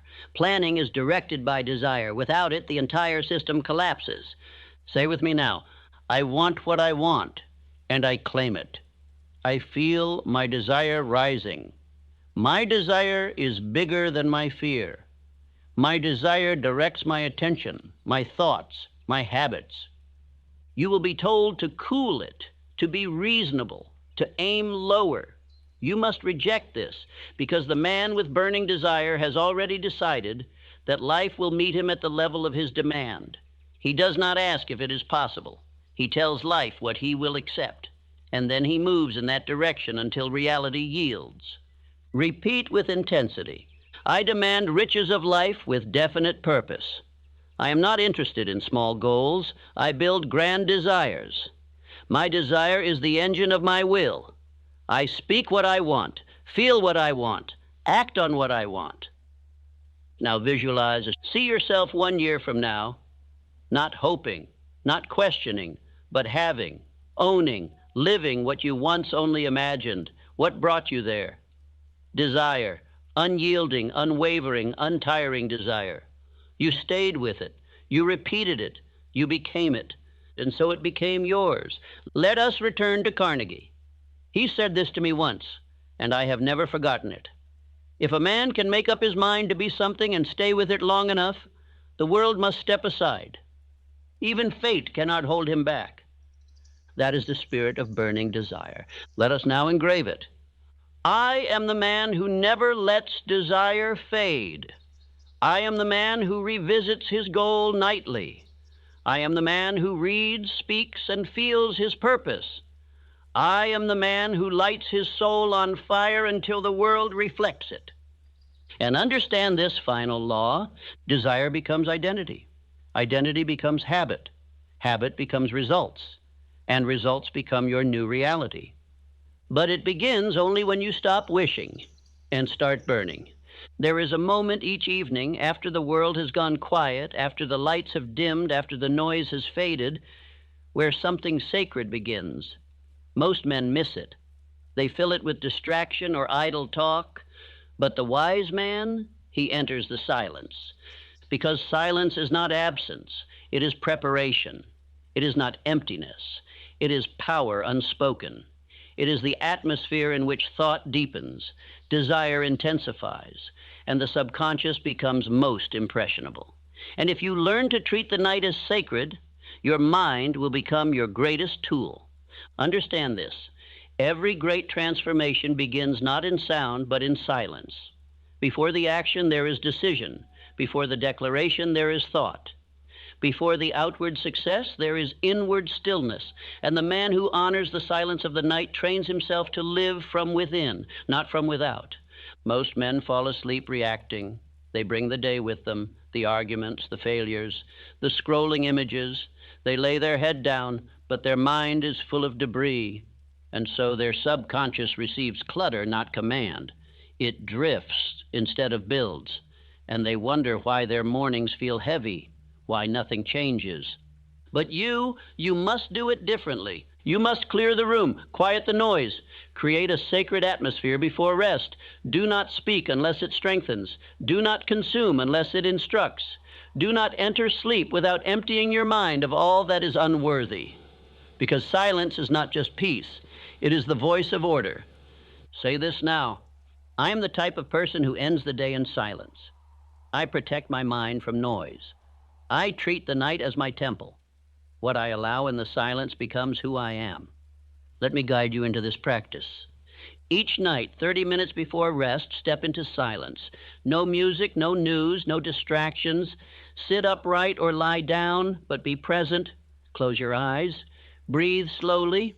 Begin to review your day, not in judgment, but in reflection. What did you think? What did you say? What did you allow? Then release what must go. Say, that thought is no longer needed. That worry is not mine to carry. That mistake is over. That emotion has no permission to follow me into sleep. Then say aloud, I now command silence within. I now make space for new instruction. I now prepare my mind for mastery. In this space, speak your affirmations, but speak them softly, with reverence. This is no longer the noisy command of the day. This is the sacred voice of self-programming. Your mind will obey in silence what it resisted in noise. This is why monks speak little. This is why Edison sat in stillness. This is why Carnegie ended his evenings in total quiet, not for aesthetics, but for alignment, because only in silence can the inner voice rise. Only in stillness can the truth of desire echo. Only in emptiness can new identity enter. Repeat this truth. Silence is not passive, it is productive. In silence, I instruct my future. In silence, I separate myself from the weak. In silence, I find strength. You must now protect your nights. Like a warrior guards a gate, guard your sleep environment. Do not let fear whisper to you. Do not allow the world to enter your mind through devices, drama, or doubt. Turn it all off. Create ritual. Light a candle. Review your plan. Repeat your desire. Sit in silence. And sleep with faith. This is not weakness. This is command. Let me say it plainly. If you end each night in silence, you will begin each day in power. Because silence is not the absence of movement. It is the preparation of direction. And direction is all a man needs. Say this now. I no longer fear the silence, I live in it. I no longer avoid stillness, I seek it. I am not a slave to noise, I choose what enters. The night belongs to me. The silence builds me. This is how leaders live. They rise before the world moves, and they retreat before the world distracts. They train their subconscious when it is most open, not in the chaos of midday, but in the sacred stillness of night. Every night, this is your ritual. Clear your space. Turn off all devices. Breathe deeply and sit in silence. Reflect on the day, then release it. Repeat your aim, your identity, your desire. Sit again in silence. Let the impressions deepen. Sleep with peace. Sleep with certainty. This is no longer optional. This is now who you are. And now say with certainty, my nights are not wasted. They are invested. My silence is not empty. It is rich with potential. While others sink into distraction, I rise into mastery. Each night in silence builds the man I have chosen to be.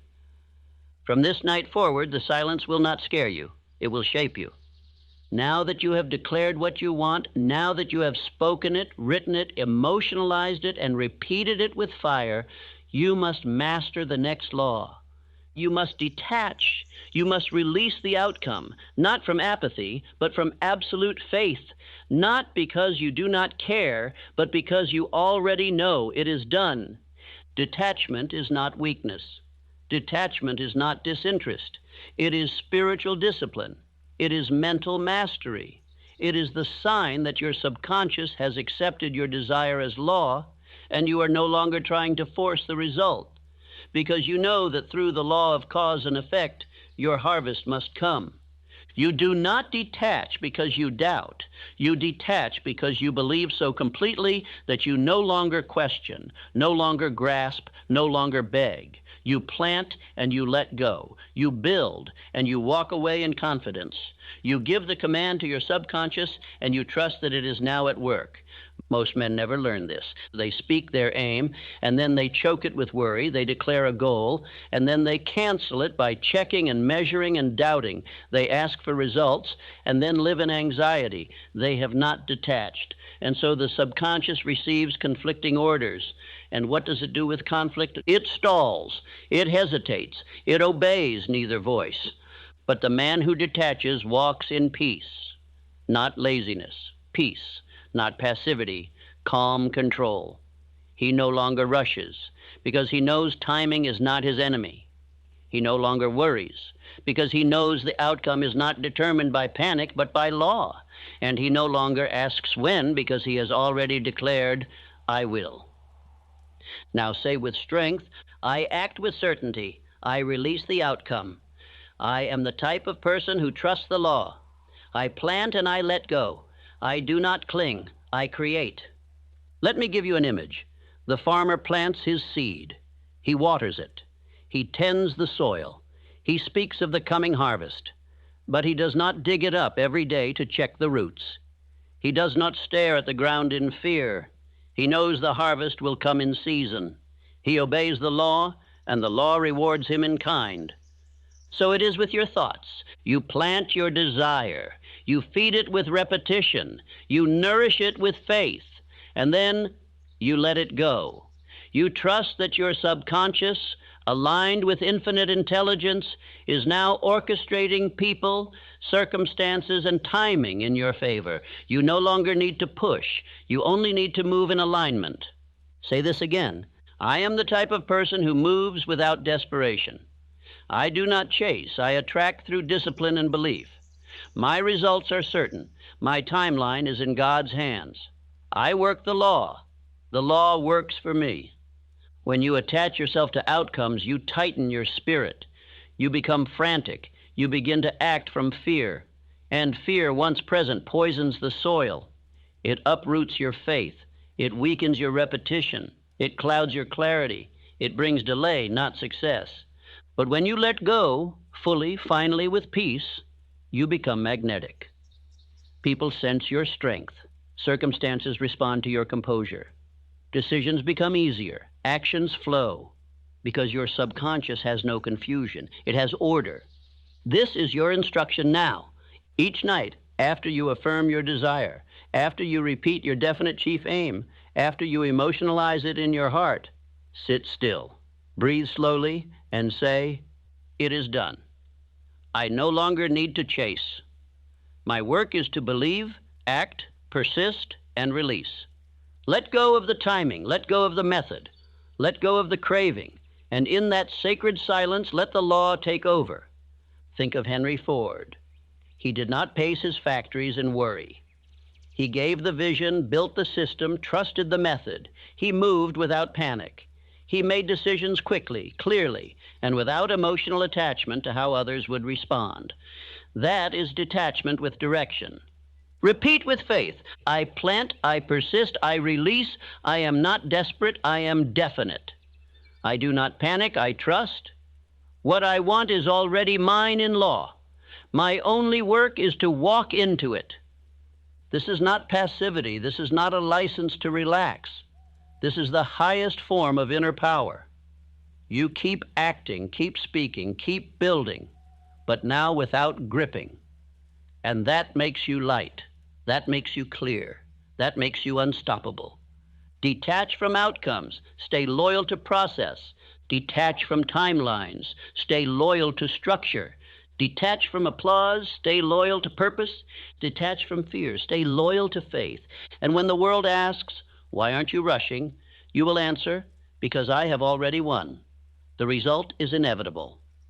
Let us close with your nightly detachment ritual. Speak your chief aim aloud. Emotionalize it, visualize it. Say, "It is done." Breathe deeply. Release tension.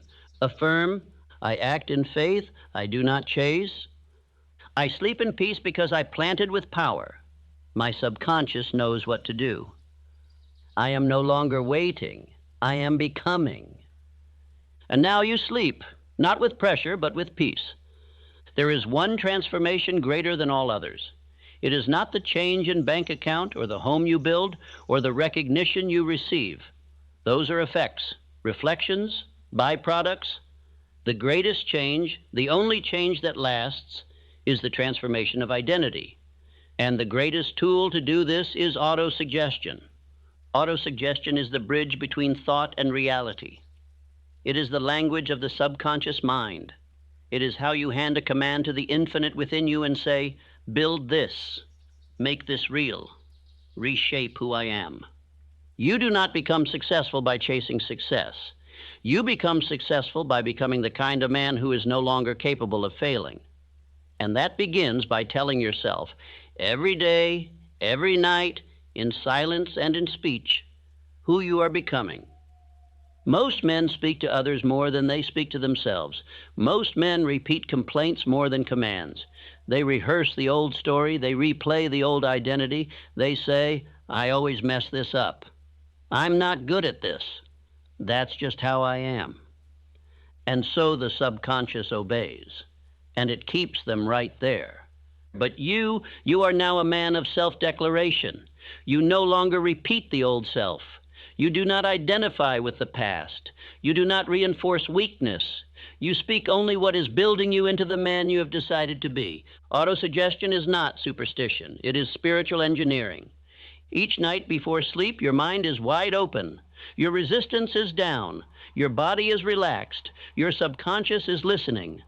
And this is your moment. You must speak identity into yourself, not as hope, but as command. Now say with strength, I am the type of person who follows through. I am the type of person who moves with clarity and decision.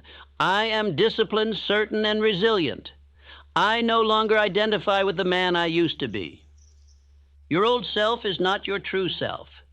It was built by years of unconscious suggestion, fear, failure, excuses, criticism.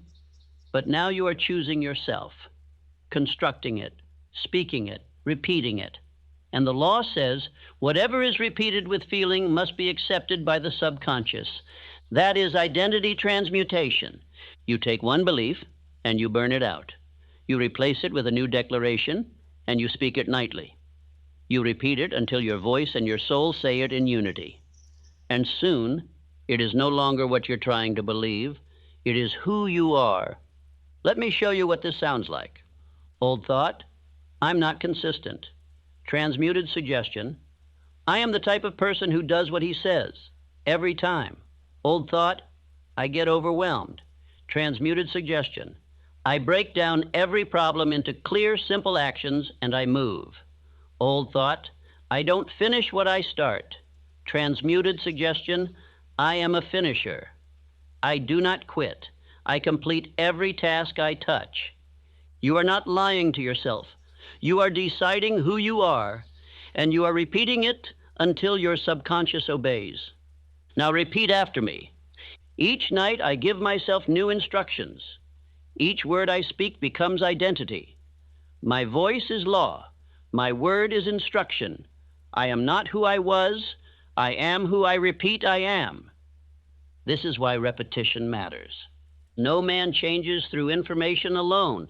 He changes through saturation, through repetition, through programming. And autosuggestion is how you program identity. You choose the words, you choose the tone, you choose the belief, and then you never stop repeating it. Write this down. Tonight, I choose one sentence, one new identity. I write it, I repeat it 10 times, I emotionalize it. I speak it until I believe it. I speak it until I become it. And I do this not for a week, not for a month, but until it is truth. Here are your affirmations now. I am no longer the man who doubts. I am the man who decides. I am no longer the man who waits. I am the man who acts. I am no longer the man who questions himself. I am the man who speaks with authority. My identity is no longer a memory. It is a design. Let this burn into your subconscious. I become what I say. I become what I repeat. I become what I emotionally believe. That is the essence of all change. That is the soul of autosuggestion. That is the tool you now wield, night after night, until the work is done. So tonight, you do not simply fall asleep. You speak, you program, you command, and you wake up a step closer to your chosen self. Now that you've started this journey, now that you've planted the seed, repeated the command, visualized the outcome, and declared your identity, you must not quit. You must never quit. Not when it feels slow. Not when your emotions dip. Not when the world tells you nothing is happening. Because the truth is this, all transformation happens in silence before it shows up in substance. The roots grow before the fruit ever appears. And most men fail because they walk away 3 feet from gold. I've seen this too many times. A man begins with fire. He speaks his aim, feels it, writes it down, affirms it each night. He feels strong for a week, maybe 2, but then comes resistance, a dry day, an unanswered prayer, a moment where nothing visible changes. And so he makes the fatal mistake. He decides it isn't working. And so he stops. And the process dies, not because it was wrong, but because he didn't persist long enough for the law to reveal the reward. But you will not stop. You will not interrupt the law. You will not let temporary silence rob you of permanent change. You will remember this truth every night. The process is working, even when you cannot see it. The subconscious does not work on your schedule. The universe does not move by your clock. But if your effort is definite, if your action is consistent, if your belief is repeated, it must obey. Let me remind you of the lesson of 3 feet from gold. A man dug for treasure. He found a promising vein. He bought equipment. He began digging with faith. But when the gold seemed to vanish, he gave up, sold the land for scraps. And the man who bought it dug 3 more feet and struck one of the richest gold veins ever discovered. That is what quitting costs you. Not a loss, a delay in destiny, a forfeiting of treasure that was already within reach. Say this with me now. I am the type of person who finishes. I persist when others stop. My repetition will be rewarded. My faith is greater than my fatigue. You must become immune to the temptation of doubt. You must develop inner vision, a faith that sees through time, a belief that does not shrink in the face of silence, because every thought you've planted, every identity you've declared, every repetition you've delivered is forming something beneath the surface. Your subconscious is absorbing it, organizing it, embedding it, rewriting old codes, building new instincts. And the man who stays long enough, who holds the line night after night, he walks into the reality others abandoned. The enemy of progress is not failure. It is abandonment. It is stopping too soon, interrupting the law, halting the momentum before it crystallizes. And that enemy is silent. It shows up in phrases like, I'll skip tonight. This isn't working, and maybe I was wrong. But you must be stronger than that voice. You must answer every temptation to quit with a louder affirmation. This process works. The law is perfect. My role is obedience. I will not insult the law with doubt. I will not stop before the shift. Every night I repeat, the roots grow deeper. Every night I believe, the structure gets stronger. You will be tested. You will be asked by life, how badly do you want it? You will face dry seasons, dull days, and stretches where results seem still. But in those hours, your belief must remain louder than your circumstances, because faith is not faith until it survives silence. Now listen closely. You must make this commitment tonight. I will not quit the process for 90 days. That is your contract. You will speak your chief aim. You will affirm your identity. You will enter silence. You will visualize. And you will do it every single night, whether you feel like it or not, because this is not emotional. This is mechanical obedience to spiritual law. Let me say it again.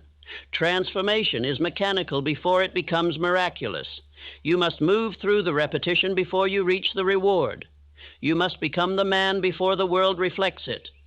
Let us speak this now with intensity. I do not need proof. I live by principle. I do not need feedback. I live by law. I do not need signs. I live by belief. I do not stop. I finish. I fulfill. I follow through. You must now see yourself as a builder, not a dreamer, a man who lays bricks every night, who pours concrete every morning, who speaks steel into his soul and does not look up to measure progress until the tower is finished. You do not ask for encouragement. You give yourself command. You do not ask for motivation. You act from decision. You do not ask if it's working. You say, it must work. I am working the law. This is who you are now. Let us anchor it with your nightly command. Write or speak your definite chief aim. Say, I am the man who follows through. Close your eyes. Visualize the outcome. Say, the process is working. I do not need proof. Sit in silence. Release expectation. Affirm belief. Say, I finish what I start. I persist until it becomes reality. Sleep with certainty. Let others quit. Let others pause. Let others begin again and again. But you are becoming unbreakable through consistency. You are becoming untouchable through ritual. You are becoming inevitable through obedience to process. Say this now and say it loud. I do not quit the process. I persist when nothing shows. I believe when others doubt.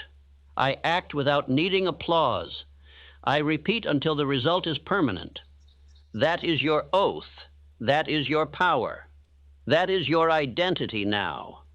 Nothing works without desire. Not one principle in this entire philosophy means anything unless it is set on fire by the one force that separates the powerful from the average, the certain from the drifting, the master from the forgotten, and that force is burning desire. It is not a feeling. It is not a wish. It is not the kind of shallow yearning that flickers and dies when pressure appears. No. Burning desire is a spiritual flame that consumes every excuse, outlasts every obstacle, and keeps a man moving when all the world seems asleep. It is the starting point of all achievement. It is the one thing that cannot be borrowed, cannot be taught, and cannot be given. You must ignite it yourself. And once it is alive in you, no man, no failure, no fear can stop you. Burning desire is not emotional, it is foundational. It gives force to repetition. It gives meaning to sacrifice. It turns every principle you've learned in this journey from knowledge into power.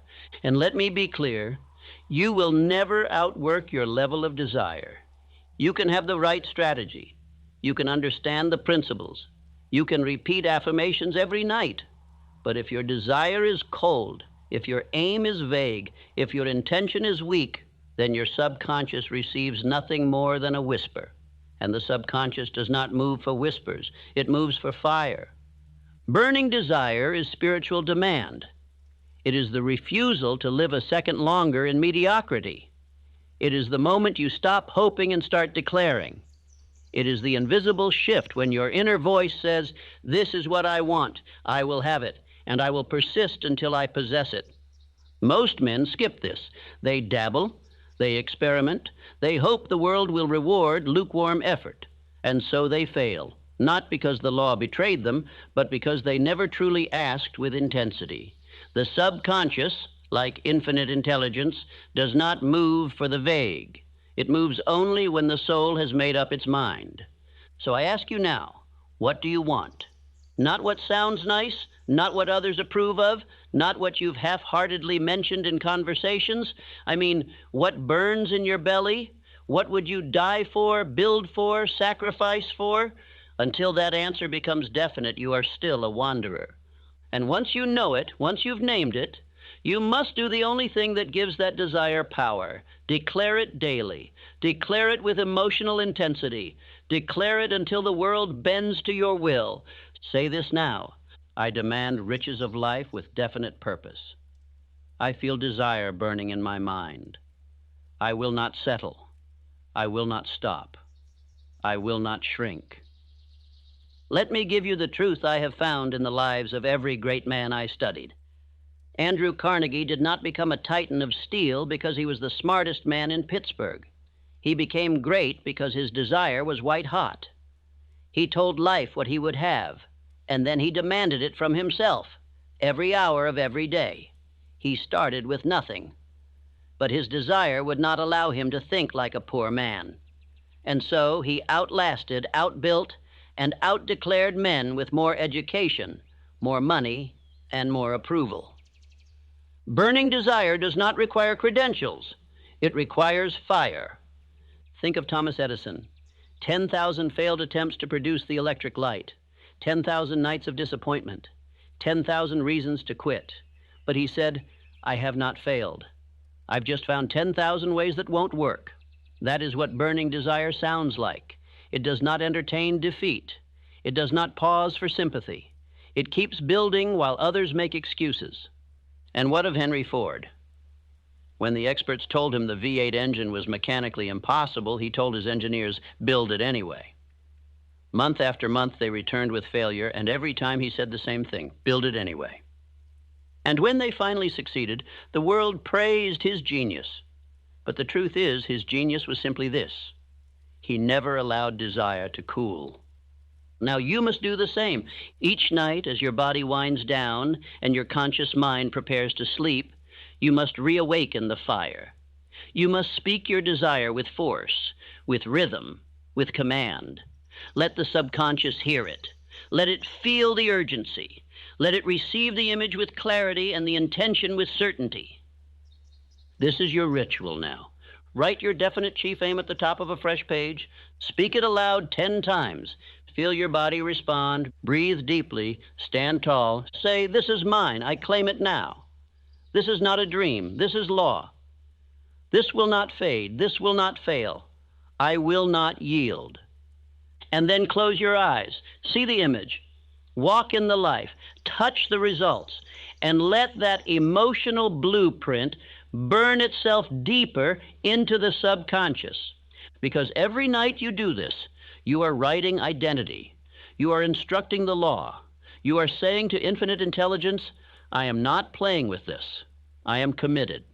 Repeat these words now. My desire is definite. My belief is intense. My repetition is sacred. I am the man who demands results from himself and from life. I do not wait for permission. I do not shrink from rejection. I do not ask twice. I act. I declare. I persist. Burning desire is the master switch. Without it, no power flows. Without it, the subconscious ignores you. Without it, repetition becomes routine instead of transformation. But with it, every law obeys, every plan moves, every habit locks into place. Let this be your oath. I will speak my desire until it becomes my tone. I will repeat my aim until the world memorizes it. I will feel my future so deeply that the present cannot hold me. I will not live like the man I used to be. I will build the man I demand to be. And now declare again, I demand riches of life with definite purpose. I feel desire burning in my mind. I will not settle. I will not stop. I will not shrink. Say this every night. Say it when no one watches. Say it until your voice and your belief are one. Say it until your desire is no longer an emotion, but an identity. Now that your desire is burning, now that your chief aim is alive in you, not as a thought but as a fire, you must protect the atmosphere in which it grows. You must understand the sacred importance of where and how you plant your thoughts. And there is no holier ground, no more fertile hour than the final moments of your day. The night is sacred, and silence is the gatekeeper of power. Most men fall asleep to noise. They give their final attention to voices that are not their own, arguments, distractions, flashing lights, and empty chatter. They enter rest with minds cluttered, hearts scattered, and thoughts left to drift in 1,000 directions. And so the subconscious, waiting for instruction, receives only chaos. And when the subconscious receives chaos, it obeys chaos. But you are no longer like most men. You are no longer a servant of distraction. You are a master of command. And a master understands this. The subconscious mind does not speak English. It speaks vibration, tone, atmosphere, and emotional repetition. And the atmosphere of silence is its most receptive temple. You must treat the night like a place of worship.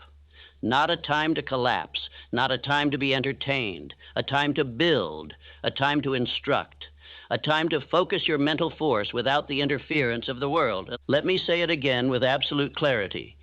Silence is not the absence of sound. Silence is the presence of self-control. In the quiet, your inner voice becomes clearer. Your imagination gains authority. Your affirmations become more potent. Your identity becomes sharper, and your desire becomes bolder. Silence magnifies everything you've planted. Now here is your practice. Each night, 30 minutes before rest, turn off all unnecessary input. No music, no mindless noise. You must create a sacred chamber around you, even if you are in a small room or a crowded home.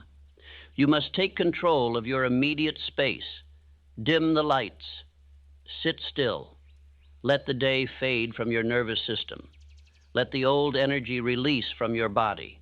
And do not speak unless it is in alignment with your definite purpose. Because in the stillness, you are not doing nothing. You are doing the most powerful work of all. You are programming your inner world. Say this now.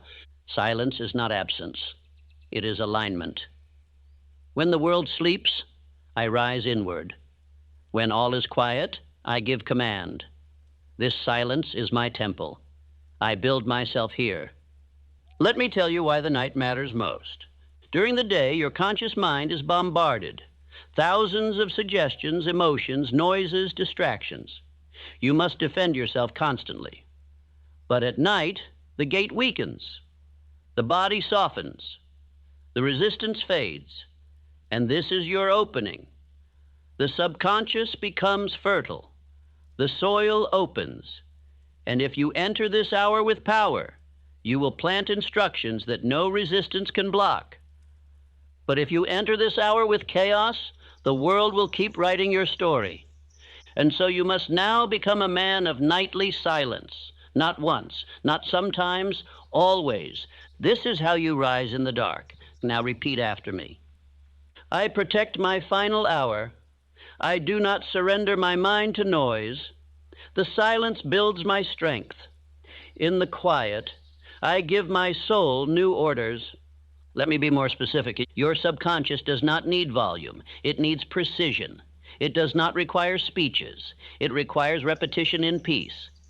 When you enter sleep with silence, your instructions are carved deeper. The image you held becomes clearer. The identity you affirmed becomes more believable. And the future you desire begins to form with structure, not fantasy. Most men fill the night with distraction because they fear facing themselves. But you face yourself with honor. You meet the silence like a builder meets his blueprint.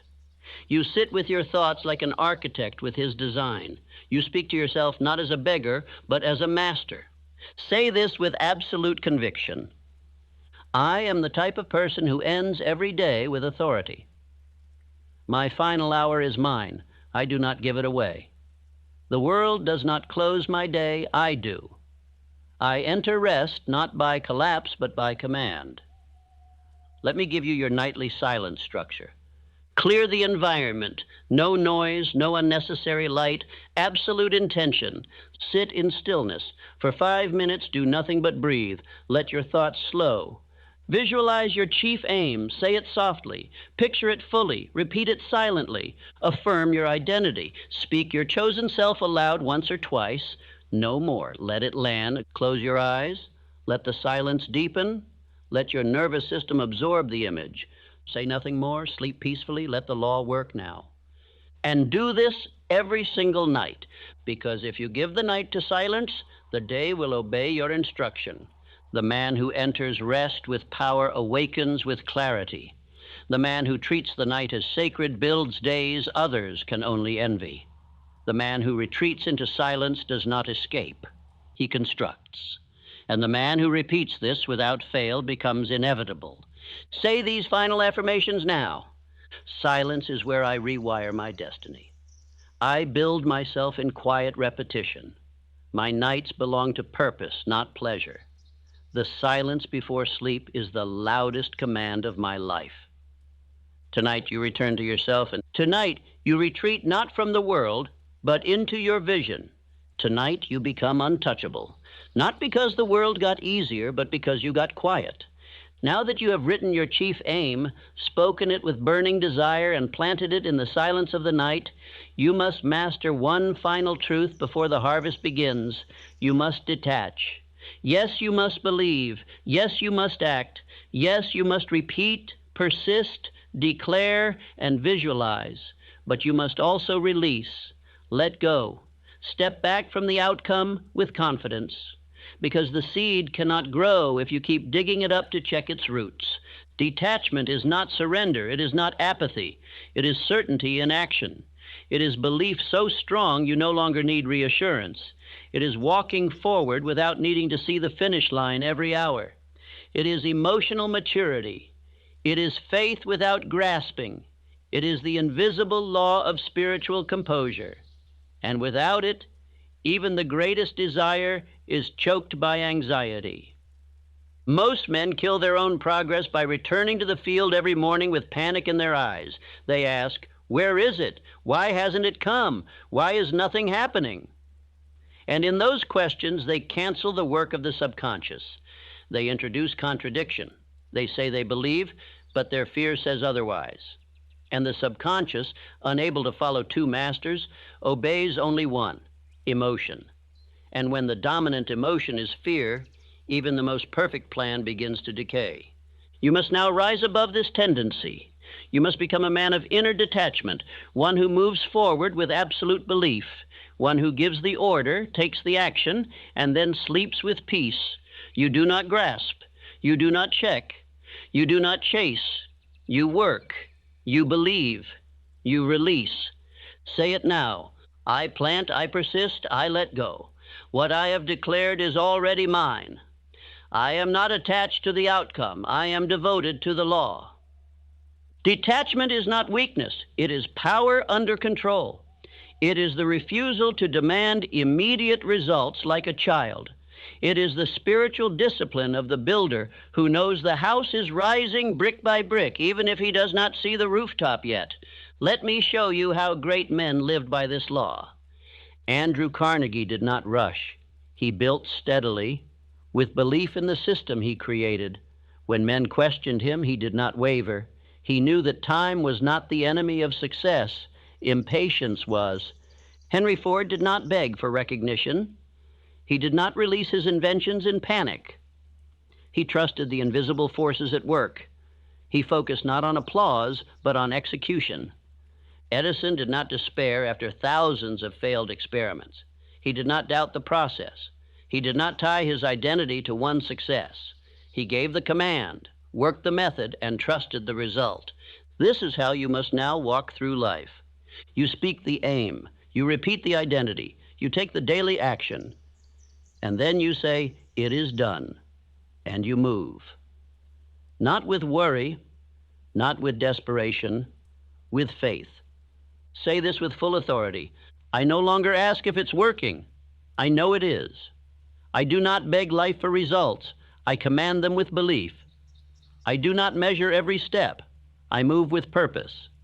I do not need to feel it every day. I persist anyway. Detachment is not giving up. It is giving over. You release your demand for control, and in doing so, you gain total spiritual control. You do not need to micromanage the universe. You only need to repeat your command until it becomes fact. So here is your new posture. Each night, after you speak your definite aim, after you visualize it and affirm it, after you've emotionally charged the image and instructed the subconscious, sit in stillness and then say, "Now I release. Now I trust. Now I sleep, not because I've done enough, but because I've done what is required." And then you go to rest, not in fear, but in finality. You no longer clutch your goal with desperation. You no longer chase results like a beggar. You have become the man who knows the law works if I do not interrupt it. Say this again. I do not interrupt the law. I do not question what I've declared. I do not shrink when progress is silent. I do not flinch when results delay. You now belong to a rare breed of men, men who are unmoved by temporary silence, men who work the law, not their emotions, men who walk with composure even before the proof arrives, men who do not quit, not because it's easy, but because they know what they've planted cannot be denied. Now take this truth into your subconscious. You must work with desire, but rest with faith. You must command your identity, but release the timing. You must move with decision, but detach from the applause. You must never stop the process, but you must stop interfering with it. Say this final sequence before sleep. I have spoken, I have planted, I have believed. What I want is mine. I do not need to chase, I only need to act. I release the outcome. I trust the law. Tonight, let this truth settle deep. Let go. Not because you are weak, but because you are certain. You've now built your foundation. You've declared your definite chief aim. You've burned it with desire. You've fed it to the subconscious in silence. You've released the outcome with faith. Now comes the highest part of the process, the part where you do not merely speak new thoughts, but become a new man. This is the sacred law of identity transmutation through autosuggestion. You must understand, all change is identity change. All success, all wealth, all confidence, all discipline are expressions of who you believe you are. And you do not believe by chance. You believe through repetition, through reinforcement, through suggestion. Autosuggestion is not fantasy. It is not a chant. It is not a superstition. It is the scientific, spiritual process of installing identity into the subconscious mind. You say it, you feel it, you repeat it, and the subconscious, unable to reject emotion backed by belief, begins to obey. You must stop trying to improve the old man. You must stop working around your doubts. You must stop negotiating with hesitation. You must become the man you are trying to become, not through willpower alone, not through waiting, but through autosuggestion. You do not fight the old self. You replace him. Each time you say, I am the type of person who follows through, you are not describing your past. You are constructing your future. You are building the man in thought before he becomes fact. And the subconscious begins to obey, not because it understands logic, but because it accepts emotional repetition. Say this now. I am no longer becoming, I am now being. I declare myself to be the man I have chosen. My identity is built nightly. My words are law. Identity transmutation is not one declaration. It is daily hypnosis, not by another, but by yourself. You are the speaker. You are the instructor. You are the voice the subconscious listens to most. And what you repeat tonight, you will act tomorrow. What you declare with certainty, you will carry with posture. What you imprint in silence, you will express in power. Let us now become specific. Every night before rest, you must sit up straight. Breathe deeply and speak aloud, not with desperation, not with doubt, but with certainty. Not many phrases, just 1, 2, 3, but say them with truth, feel them. Imagine yourself walking, speaking, living as that man. Say, I am disciplined. I am certain. I am respected. I am calm under pressure. I am successful because I am definite. And repeat them. Let the tone shift from effort to truth, from trying to being, from imagining to accepting, because this is the process. You repeat it until it no longer feels foreign. You repeat it until it feels like home. Do not argue with the subconscious. It cannot be reasoned with. It must be led. And it is led through conviction. Let me show you how great men use this law. Carnegie saw himself as a builder before he held a single fortune. Ford imagined himself commanding an industry, while others mocked him as a mechanic. Edison referred to himself as an inventor before he had produced a single useful invention. Their minds were already convinced before the world agreed. So I ask you now, who must you become? Not someday, tonight. Write the name, write the qualities, write the phrases, then speak them. Not fast, not many, just truth. Because the subconscious needs emotion, clarity, repetition, not complexity. Here is your formula. Choose 2 to 3 traits that define your new identity, e.g., disciplined, calm, focused. Create a phrase for each, e.g., I am the type of person who acts with calm precision. Speak each phrase 10 times, slowly, with feeling. See yourself as that man, walking, speaking, thinking, moving. Go to sleep in the image of that man. Do this every night without exception. This is the true alchemy, not turning lead into gold, but turning fear into certainty, doubt into posture, hope into identity, through the consistent, emotional, disciplined use of autosuggestion. Let us repeat now. I am the type of person who keeps his word. I am the type of person who commands his thoughts. I am the type of person who does not flinch under pressure. I am the type of person who executes what he imagines.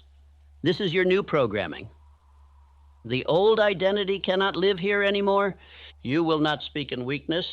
You will not repeat limitation. You will not accept the lies you used to tell yourself. You will write new truth, speak new truth, become new truth. Let me end this section with your final affirmation ritual.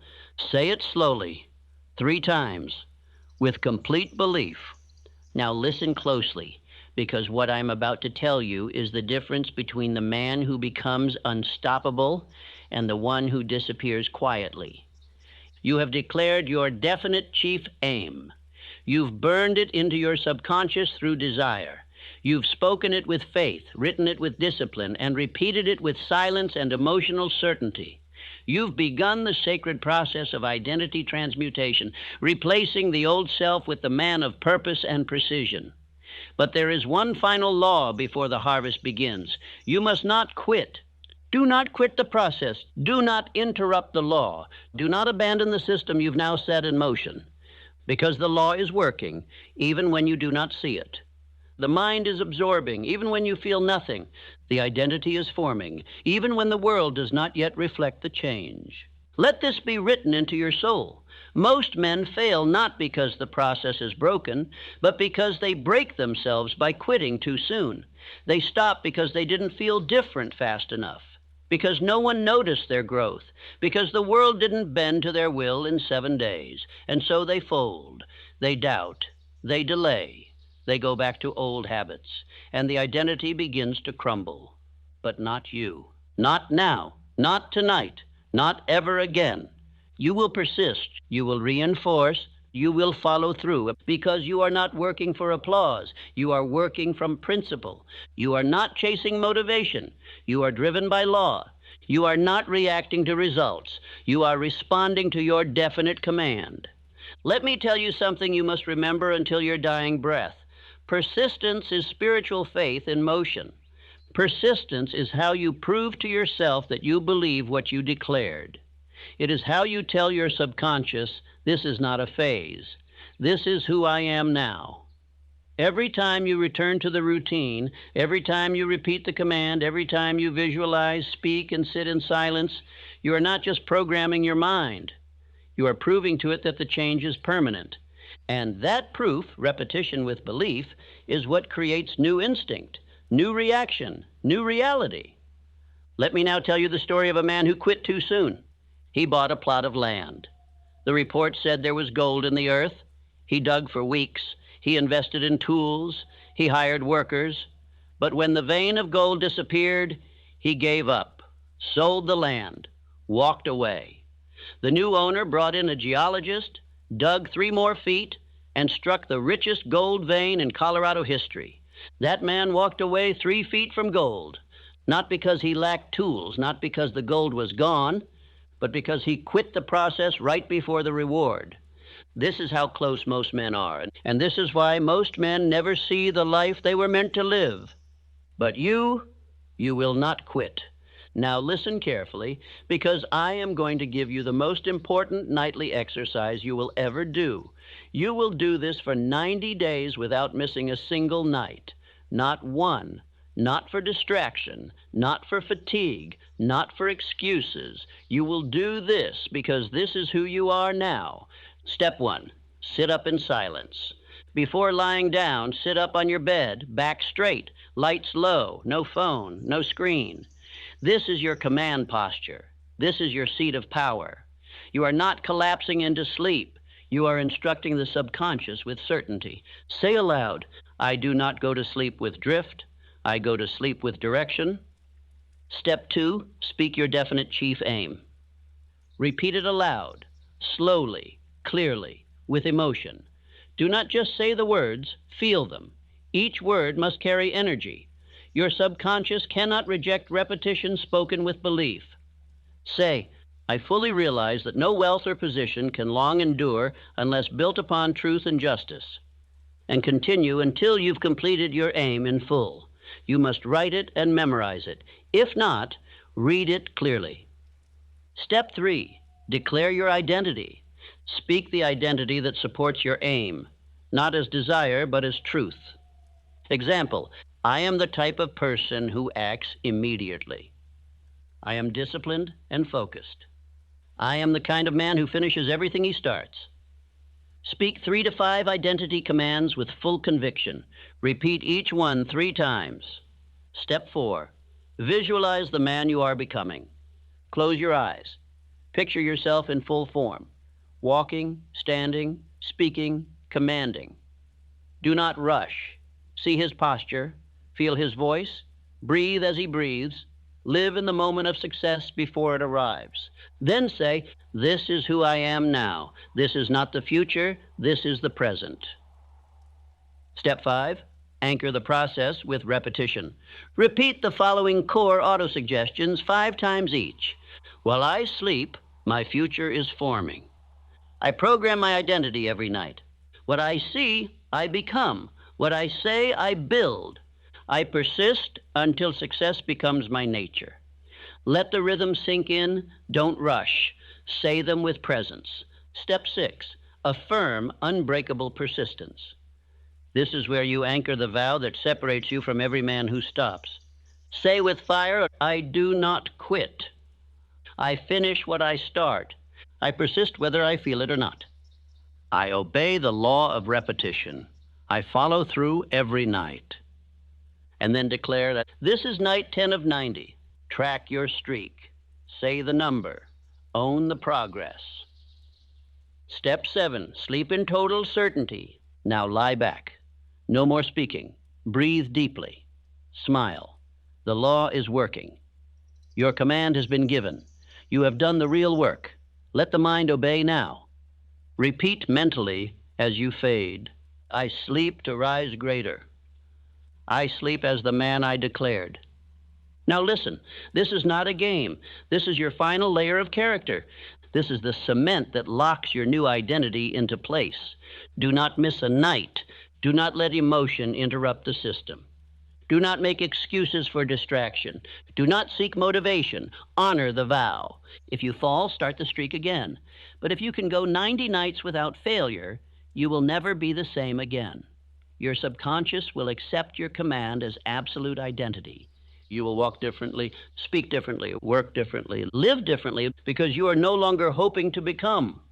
You are persisting into the man you already declared. Now repeat these words slowly.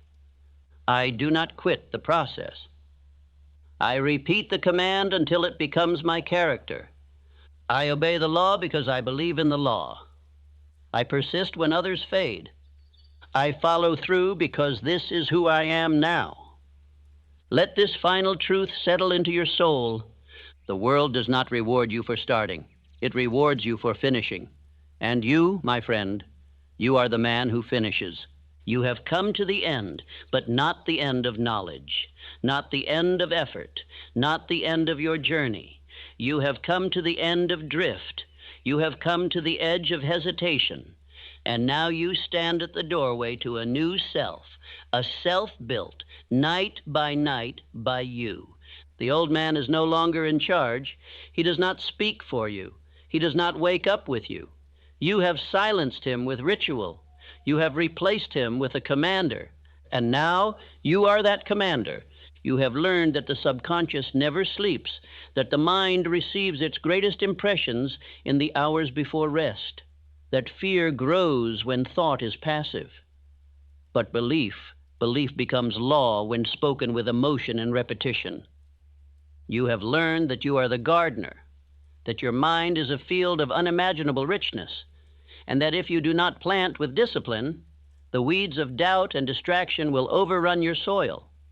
You have learned that autosuggestion is the instrument of identity, that what you say to yourself over and over with faith and feeling becomes who you are, and that all great builders of wealth, wisdom, power, and influence have used this very tool nightly until the world obeyed the image they repeated.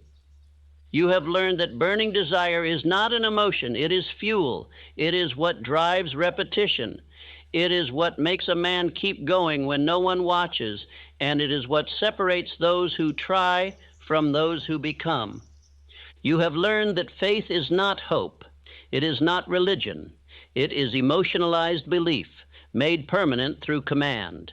and you have practiced the self-confidence formula until your very tone has begun to change. You have learned that controlled attention is magnetic, that scattered minds repel success, but focused thought pulls wealth, clarity, and power into your experience.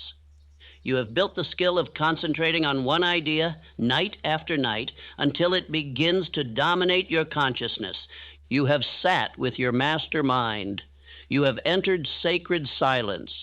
You have visualized your definite chief aim. You have replaced fear with definite thought. You have instructed your subconscious with new commands, written with precision, spoken with conviction. And above all, you have not quit. You have persisted. You have returned. You have built this identity not with noise, but with discipline. And now you are no longer a man becoming someone else. You are the man you declared, and the world, slowly but surely, will rise to meet your new posture. Now we will seal this transformation with the final ritual, the nightly act that brings all parts of the philosophy into one clear command. It will be simple, but it must be done every night without fail for the rest of your life.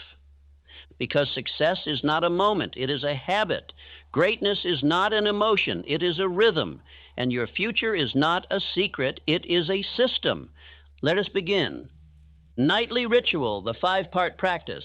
1. The clearing, clear your space. Clear your mind. Turn off the day, close the doors. This hour belongs to you. Light a candle. Dim the lights. Say aloud, this is my hour. I give this hour to my identity. I honor this time with stillness and strength. 2. The declaration, speak your definite chief aim.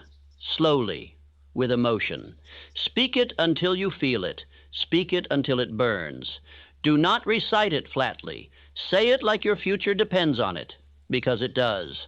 I fully realize that no wealth or position can long endure unless built upon truth and justice. Complete your full written aim aloud. 3. The visualization. Close your eyes. Breathe deeply. See the life you have declared. See yourself in motion, walking in that life, feeling the results, owning the outcome. Say, I see the man I've become. I am that man now. This vision is not someday. It is instruction. 4. The command of identity. Now speak identity with clarity. Say who you are. Say it with finality. Do not ask. Do not hope. Declare. I am the type of person who follows through. I am the type of person who lives with purpose. I am the type of person who finishes what he starts. I am the type of person who commands his mind and respects the law. 5. The final affirmation sequence. Now speak the final lines. These are your closing words. This is the programming your subconscious will obey while your body rests. Let these 5 truths echo until sleep takes you. Say, I am clear. I am confident. I am powerful. I build success every night. I sleep to rise greater. Repeat them again. I am clear. I am confident. I am powerful. I build success every night. I sleep to rise greater. One more time, slower. With complete faith, I am clear. I am confident. I am powerful. I build success every night. I sleep to rise greater. And now, rest. Let the law work. Let the subconscious build. Let infinite intelligence do what it always does when you obey with faith, repetition, and discipline. You are not asleep. You are becoming. You are not drifting. You are rising. You are not hoping. You are creating through law, through ritual, through power. This is how a man builds the life he deserves. And you, my friend, are that man now.